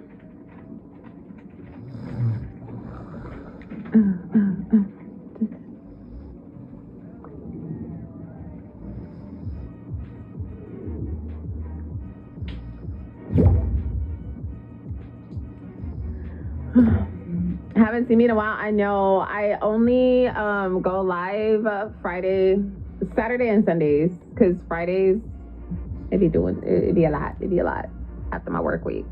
So I only be live like Saturdays and Sundays now.